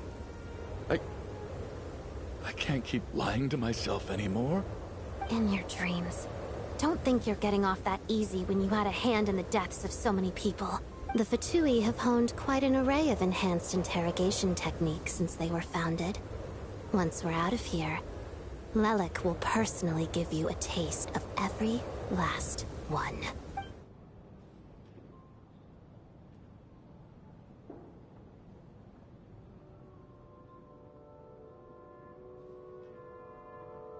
I think we should leave. I doubt this snowstorm is ever going to stop. For all we know, this storm might have destroyed all of Snezhnaya by now. Maybe even the whole world. Wait, we finally solved the mystery of the haunted theater today. Maybe let's at least try to enjoy tonight? Fair enough. I don't particularly feel like dying in Chuganov's company anyway. And yet you won't let me die first. Hey, Chuganov, on a serious note, if we do make it out of here, you should close down that factory of yours. A lot of people are freezing thanks to you. Is this really the time to be discussing my factory? All right, fine. I'll shut it down. Doesn't matter to me anymore. Am I hearing things? Or was that a knock at the door? There it is again. But I don't understand. The snow's... Should we open the door? Is this it? Is this nightmare finally over? If the last few days are anything to go by, I probably shouldn't be getting my hopes up. Whatever lies beyond that door at this moment. It could be something even more terrifying than everything we've been through so far.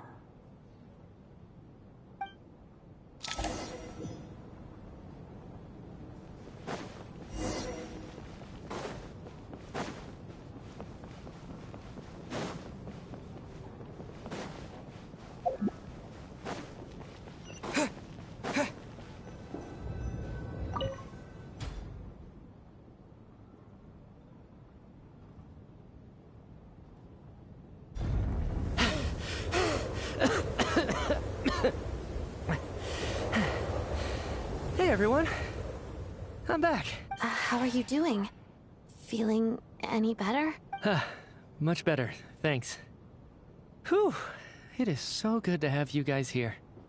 I was a little worried that the theater would be empty by the time I got back. Let me see.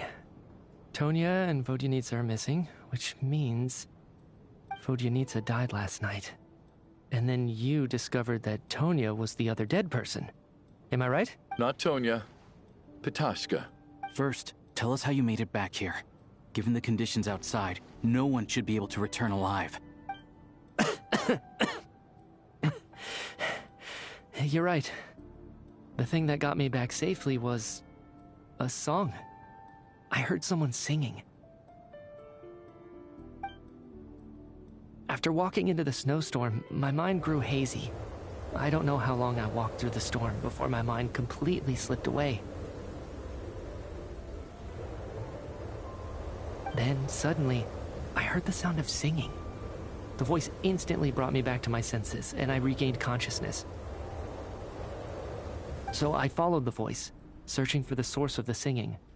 I searched and searched, until finally, just a few moments ago, there was the entrance to the theater, right in front of me. I've actually never performed this song in the theater before, because it has more of a ceremonial purpose for our people. It's not meant for the stage. It means something like, "May those we have lost watch over us, and follow this song back home in the night, so that we might be reunited once more." That must have been Vodyanitsa's Requiem. Who knew it actually worked? That song is meant to guide the souls of the dead. Mitya, that must mean that you... Huh. No kidding. Huh, seemed like I guessed right then. This is what I've been so desperate to tell you about. When I first stepped out of the theater, I was still quite lucid.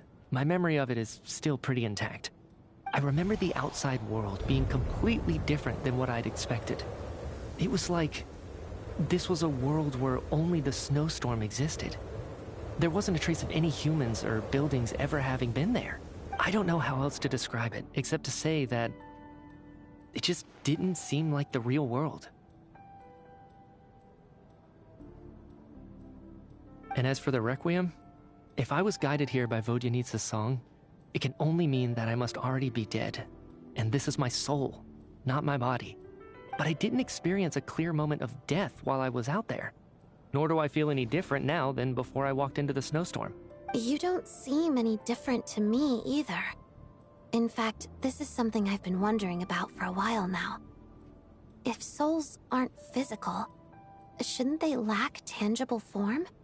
Both Shram and Patashka were clearly deceased, and yet their souls didn't look or feel like ghosts at all. They were visible, tangible, no different than you or me. This raises a truly terrible thought.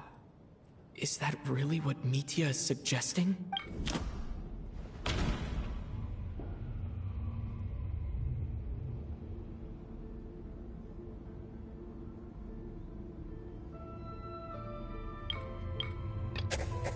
The Requiem calls to the souls of the dead. This is proof that Mitya is dead and has not been resurrected. Dreams can't explain everything, and this isn't the Sub-Zeru's festival. Mitya's soul was summoned back by the Requiem, confirming that he is indeed already dead. And yet, he looks no different from us. Of course, if even the long-deceased like Mr. Shram can blend in with us undetected, then maybe we've all been dead from the very start. And all of us are now souls wandering the theater.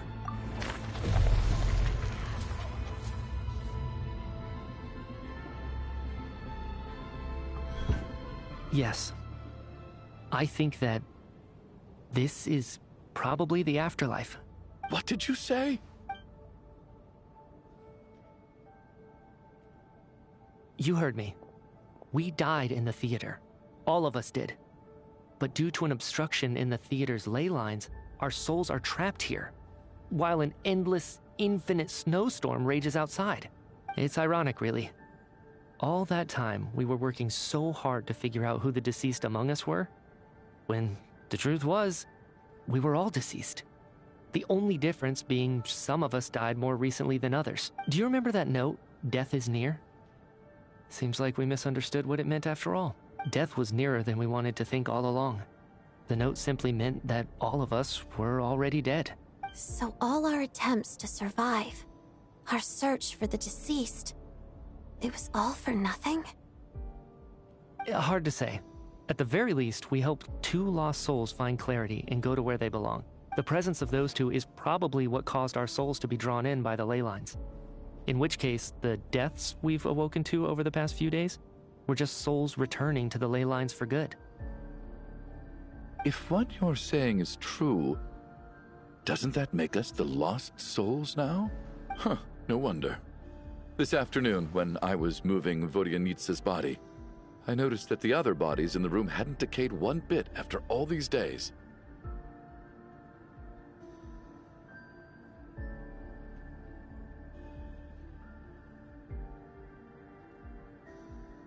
That's further proof that those aren't physical bodies at all, but merely our shells here in the afterlife. Am I really dead? This doesn't feel real to me at all. No, that's impossible. This cannot be how it all ends.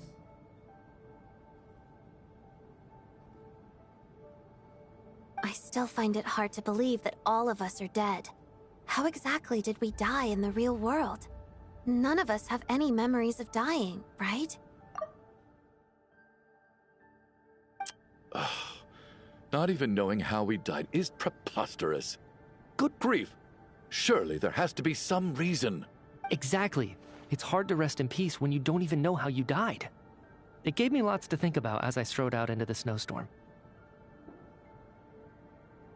I racked my brains trying to remember the cause of my death, the exact moment I died, the root of all of this, right up until my consciousness faded. Wait. Hold on. Right before I lost consciousness, I think I saw something. I can't remember. And I think I lost my notebook and pen. Mitya, your hand. Is that blood on your fingers? Huh? You're right. There's blood on the fingertips of my right hand. Looks like it's already dried. When did... What the... I guess... this was what I saw. I must have desperately drawn it in my own blood right before losing consciousness. What's wrong? Do you recognize the symbol? It's... Renova. The ruler of death. Huh? Alosha, do you still remember that Snezhnayan folktale you told me about? It was about the Grim Reaper. When someone's about to die, he appears as an incarnation of someone familiar to guide their soul into the afterlife. And as soon as you recognize his face, your life is over. I heard a similar tale when I was little. You think the Grim Reaper in this story refers to the ruler of death you mentioned? That's right. In which case, death is near could also mean that the Grim Reaper is here disguised in a familiar form. Death, the deceased, and the Grim Reaper? So it's a triple entendre. When I first saw this note, I thought it contradicted the investigation report. But now it seems like that was the whole intention. So the Grim Reaper deliberately misled us. Then, we started suspecting each other and searched for the deceased while they hid in plain sight. By that logic, the one person most likely to be the Grim Reaper incarnate is...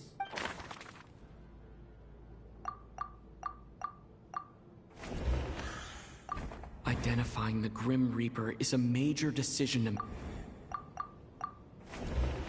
Identifying the Grim... The Reaper is right here. Identifying the Grim Reaper is a No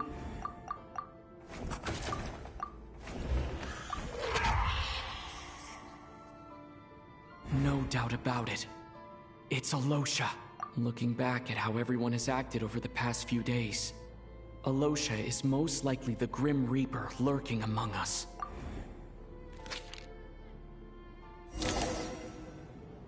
Is it you, Alosha? You were the first to discover the investigation report, and you had plenty of time to slip the note inside to mislead us. So? Surely you can't suspect me based on that alone. What if someone else found the investigation report first, slipped the note inside, and then put it back without telling anyone? There's no denying it. The note could easily have been slipped in much earlier than it was discovered. That's not all.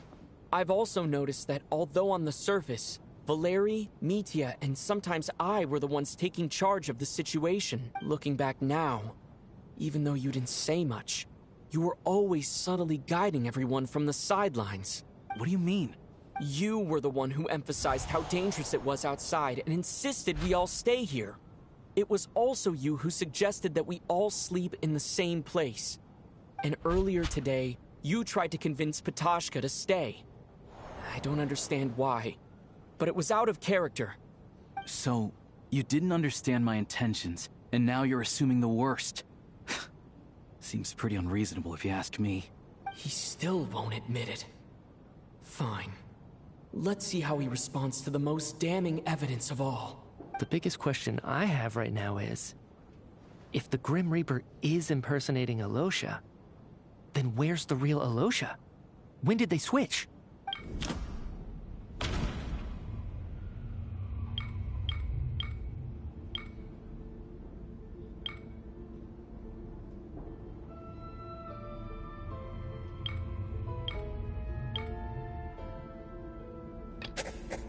No, the Ruler of Death added a note to the investigation report at the time. This indicates that Alosha had been switched out even earlier than that. No, nothing related to Alosha.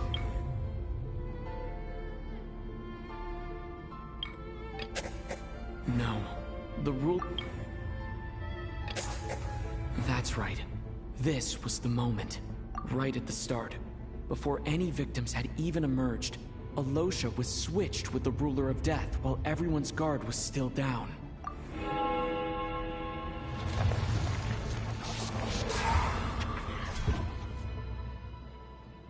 When all this began, right after the performance ended and the snowstorm began to pick up, no one suspected anything unusual. We just assumed we were snowed in. It wasn't until we discovered the bodies the morning after that we realized something out of the ordinary was going on. But it's clear now that the oddities actually started earlier than that, when Dimov walked into the snowstorm and never came back. Right. So Mr. Dimov was the first victim, not Sobolova and Torgov. And if we pinpoint that moment as the beginning of this incident, then one thing becomes clear. Alosha, you are the only person who walked into the snowstorm and came back without the help of Vodyanitsa's Requiem. More precisely, Alosha never came back at all. The one who came back was the Grim Reaper. Not bad. Well, since you've backed me into a corner, I suppose there's no point in keeping up the act anymore. Alosha? You're the Grim Reaper? I am no such tired cliché. Mortals should address me as the Ruler of Death. Before being wiped out for good, you identified the two deceased, and even sensed my presence. A commendable achievement. Far beyond what I expected. I heard you can ferry souls. Those deaths each night. Were they your doing? Your initial conclusion was correct. Due to the existence of the two deceased, the ley lines yearned to reclaim those long-lost souls. Every night they devoured an equal number of souls to fill the void. This required no intervention from me. Though, of course, ferrying souls is indeed my authority. Here, take a look.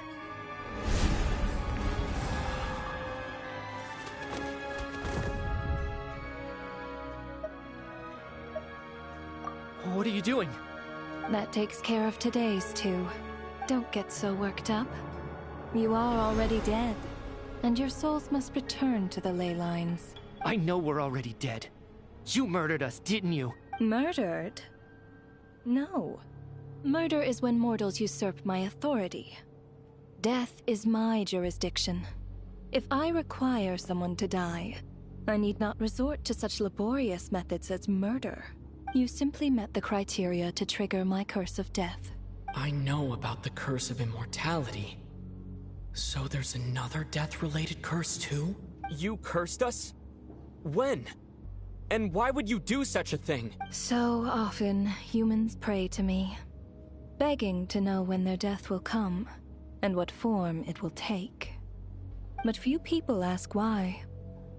If you must have an answer, know that death comes simply because one's time has come. So you're not gonna tell us the truth? Hold your tongue. By all rights, you shouldn't even be allowed to speak with me. Those angels from the past are to blame for the reckless renovation of the ley lines here. It's made my work on this occasion infuriatingly complicated. Work? So trapping us here, making us watch our friends die, that's just another day at work for you? You clearly have a lot of questions. Fine.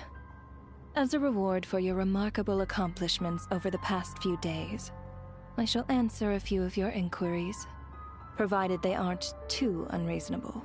After the physical body dies, the soul must return to the ley lines for that person's death to be considered complete. My work encompasses the entire process of death, including, naturally, the guiding of souls into the ley lines, with which you are now so familiar. You must also be rather familiar with Natlan's Night Kingdom, I presume? It was I who supported the creation of the Night Kingdom. It provided a convenient means of guiding the souls of Natlan. Here, too, the ley lines connected to the theater underwent some modifications. The angels hoped to make them capable of accommodating the souls of some special creations. But this actually hindered their ability to accept ordinary souls to some degree. This effect manifested itself after you died from the curse in the theater, leaving you stranded in the afterlife, unable to achieve a complete death. But if souls who die from the curse of death fail to return to the ley lines within a short window of time, they will miss their chance for good. Then, they will remain forever suspended between life and death, no longer subject to the authorities of either. So if you don't resolve this matter soon, and see all our souls return to the ley lines before long, we'll escape your control. Mitya is sharp. This must be what Renova was worried might happen, and the reason she got involved to begin with. But if you have the authority to guide souls, why didn't you just show yourself and get it over with? Why hide among us in the form of Alosha? You seek to understand the mind of a god. Very well. I'll tell you. This is a theater, and I decided I wanted to watch a show about death. That's why I encouraged you to take the events to the stage. I found myself getting quite immersed.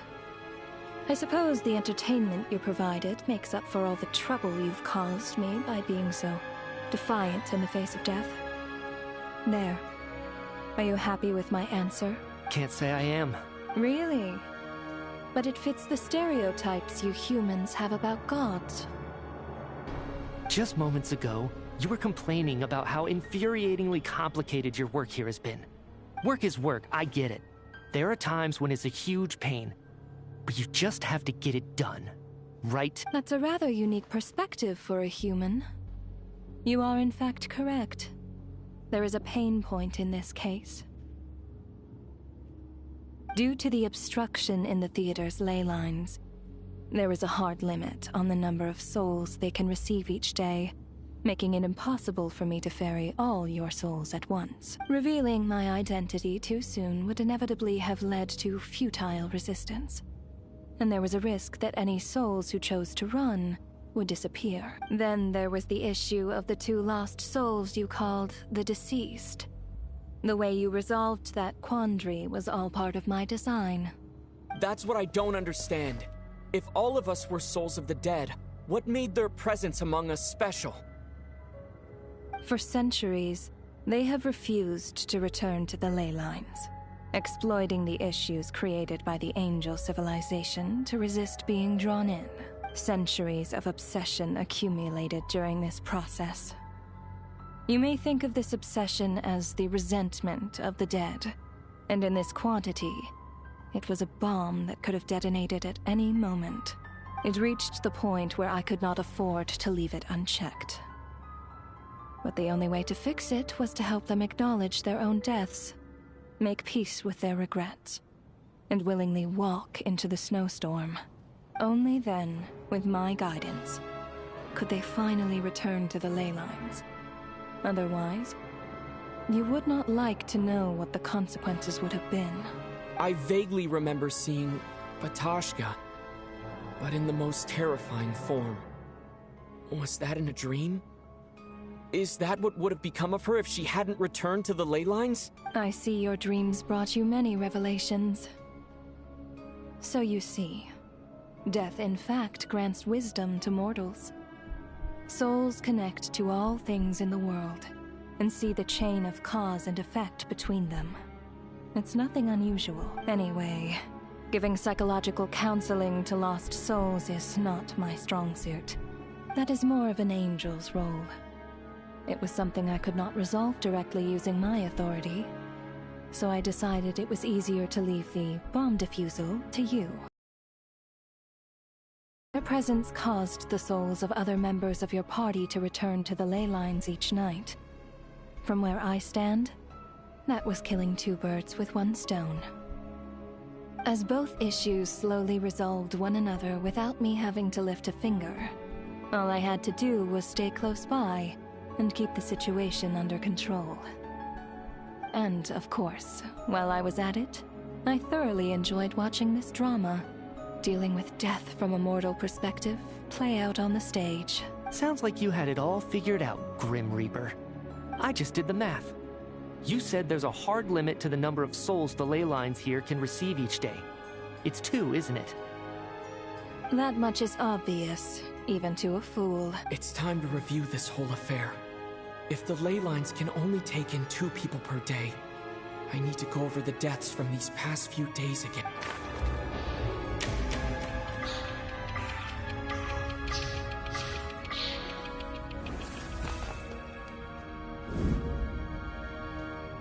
Looking back now, none of us had the faintest idea at the time.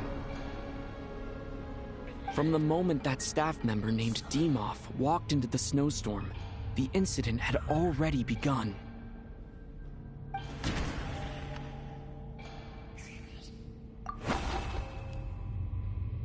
No.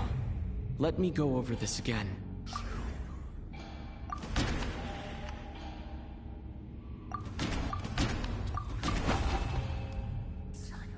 No. Let me...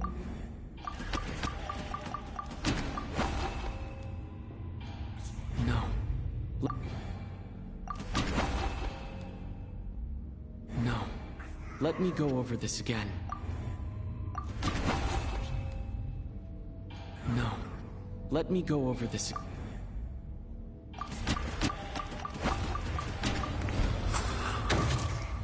Alosha was the second to walk into the snowstorm after Demoff to investigate.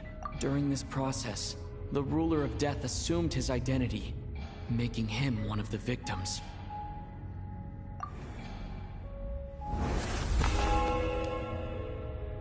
During our first night in the theater, everyone was caught up in the novelty of it all.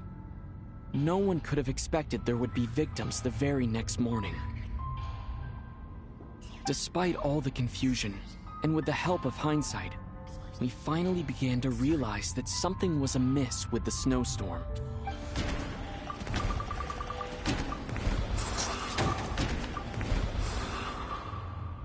The ley lines devoured Torgov and Sobolova on the first night. At the time, we thought this might be a murder case connected to Lelik.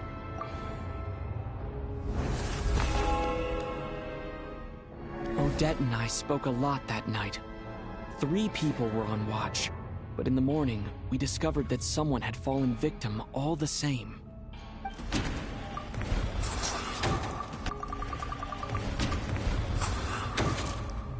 The deaths of Kulish and Rampana caused everyone to stop suspecting Lelik. Unexplainable phenomena occurred one after another, leading Nitya to suspect that we were caught up in a supernatural event.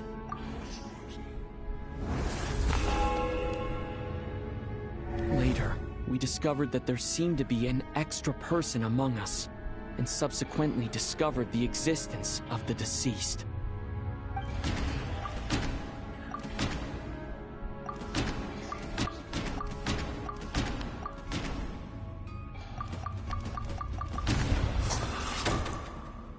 Mr. Schramm realized he was the deceased and walked into the snowstorm to return to the ley lines of his own accord. It turns out there really was a dead person among us.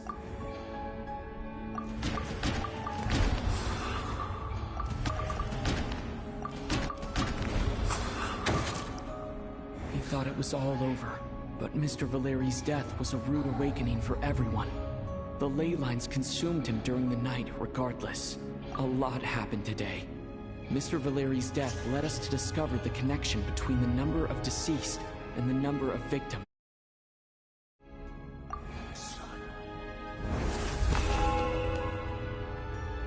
The fact that there was more than one deceased seemed to bring us back to square one.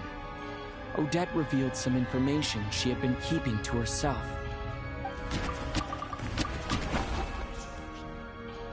Although Mitya did indeed, the void in the late...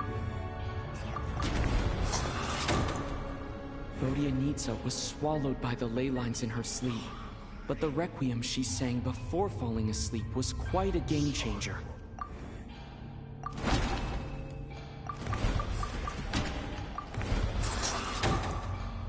As it happened, Patashka filled the void left by Mitya's return from the ley lines by walking into the snowstorm this morning.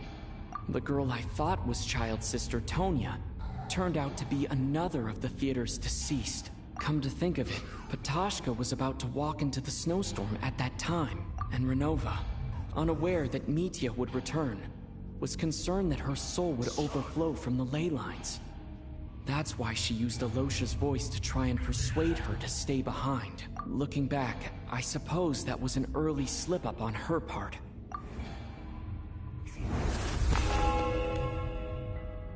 No one could have expected anyone who walked into the snowstorm to return. But just after nightfall, Mitya returned, bringing crucial information with him. Various truths began to surface, including that all of us were already dead, and that the ruler of death was here among us. Then, after revealing her true form, Renova callously claimed 2 souls.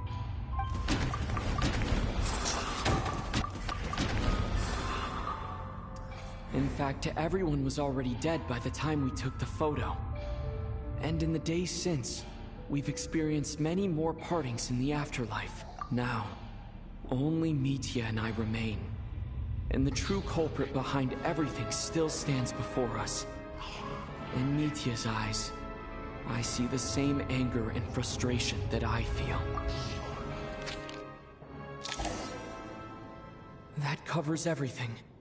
It's all clear now. Your work isn't finished here yet, is it? The Traveler and I are still standing here, safe and sound. The Water Imp's song threw things off a little, but it is of no consequence. The ley lines have already anchored your soul, and the first ray of light tomorrow morning will take you back.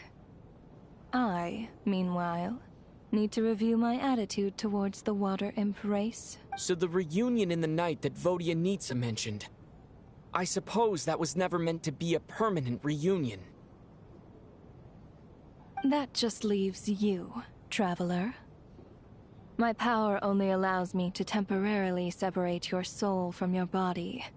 The ley lines of Tevat would not accept you, and your soul is firmly anchored to your body by your will, for a descender like you, who is not bound by Tevat's rules. Your death can only be brought through the most violent of means, such as directly destroying either your body or soul. I have no interest in involving myself with Descenders, for now. Although, this may change if Asmodee remains missing, or you insist on interfering with our affairs. One last question then. All our struggles and sacrifices here, they were meaningless from the very beginning, weren't they? Death abides no reason. Besides, what you call sacrifice is merely a concept created by humanity. To me, it is nothing more than a self-indulgent charade in the face of death. Mere mortals fantasizing that their actions could reclaim something from my grasp. A truly laughable idea. Grim Reaper, you really know how to get on my nerves. I'm not here to ingratiate myself with you. I kill merely because your deaths are necessary. Oh, you've made that quite clear. But humans don't take well to being scorned. Not even by the gods.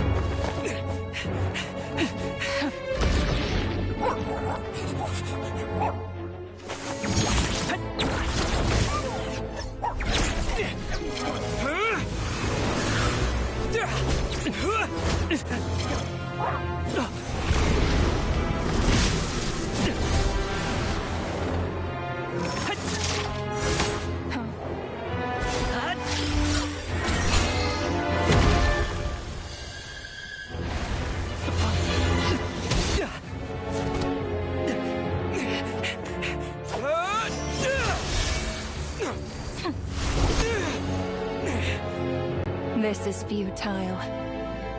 You must know that you are powerless against me in my own domain. I suggest that you save your strength. For what? Maybe we can't change it. But if nothing else, we can at least teach you to have some respect for the dead. Audacious.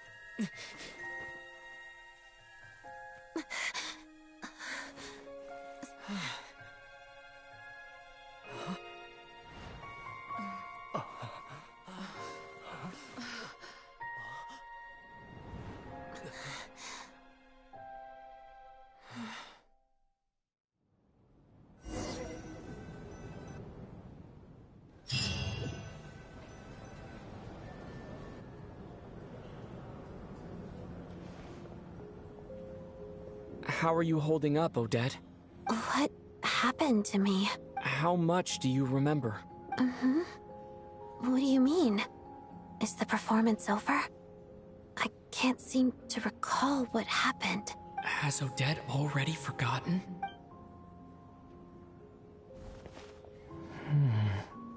Mitya? Oh, I'm sorry. I guess I spaced out there for a second. Remind me who you are? Don't you remember anything? Yeah, I remember now, comrade. Looks like we guessed right. Just like me when Odette found me at the Armory Palace. For some reason, everyone killed by the Ruler of Death eventually came back to life, just with one catch. They forgot what happened while they were dead. Odette and the others have already forgotten everything. Why were you able to remember this time? Could this be the reason? You said this is the Ruler of Death's symbol, right? I don't see anything there. You don't? Huh. Okay, I guess that makes sense. I carved this into my hand in the afterlife, so it's not visible in the physical world. Does that mean I carved this symbol into my soul? What an unsettling thought. Still, at least I get to remember what happened. I suppose it's a blessing in disguise. What about you, though? The Ruler of Death mentioned that you're a descender? Is that why you can remember? A full explanation would get complicated very quickly. but that's essentially it. Well then, now that it's all over, let's figure out what we've learned. The first thing I notice is that everything here is precisely as we left it, right before our deaths. This confirms that time passes differently in the afterlife than in the real world. They say that right before death, time slows down, and your whole life flashes before your eyes. That must be how you know you have one foot in the afterlife by that point. Anyway, clearly the few days we spent in the afterlife probably only amounted to a few short minutes in the real world. This also aligns with previous reports of widespread temporary memory loss among the Armory Palace personnel. Now it seems likely that those were all brief deaths caused by the Grim Reaper's so-called curse of death. To those unaware of the truth, dying and coming back to life must feel similar to a short bout of catatonia. This leaves me with a couple big questions. What are the conditions that trigger this so-called curse of death? And why are we resurrected after we die?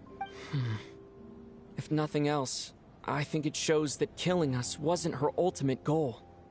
We still don't know her true reasons for subjecting us to death.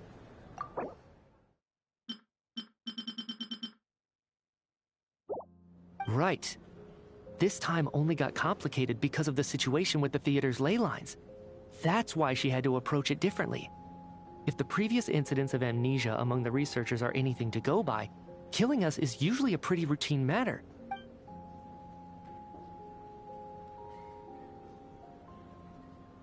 Come to think of it, wasn't I about to note something down before I died? I can't remember what it was, but I think it was something related to my research project. Sorry, Traveler. I'll catch up with you again later. Right now, I have to make a trip back to the Armory Palace.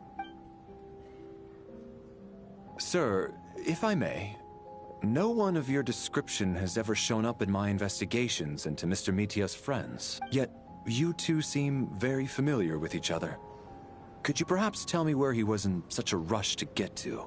And, by the way, have we ever crossed paths? Forgive the presumptuousness, but I feel a vague and indescribable sense of familiarity about you. I can explain everything. Could you help me gather everyone in the theater in one place?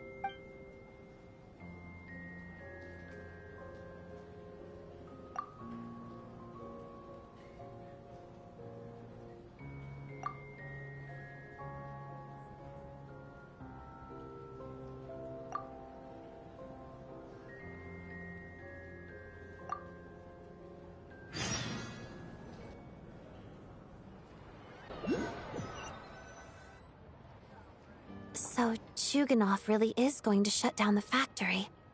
I guess this theater incident actually did us some good after all. So, you said I promised to take you to the Armory Palace while we were in the afterlife, yes? I believe you. I think I even have a vague memory of it. Agreed. Let's check in on her first. The whole reason for our trip to the Armory Palace anyway is to figure out what's going on with her health.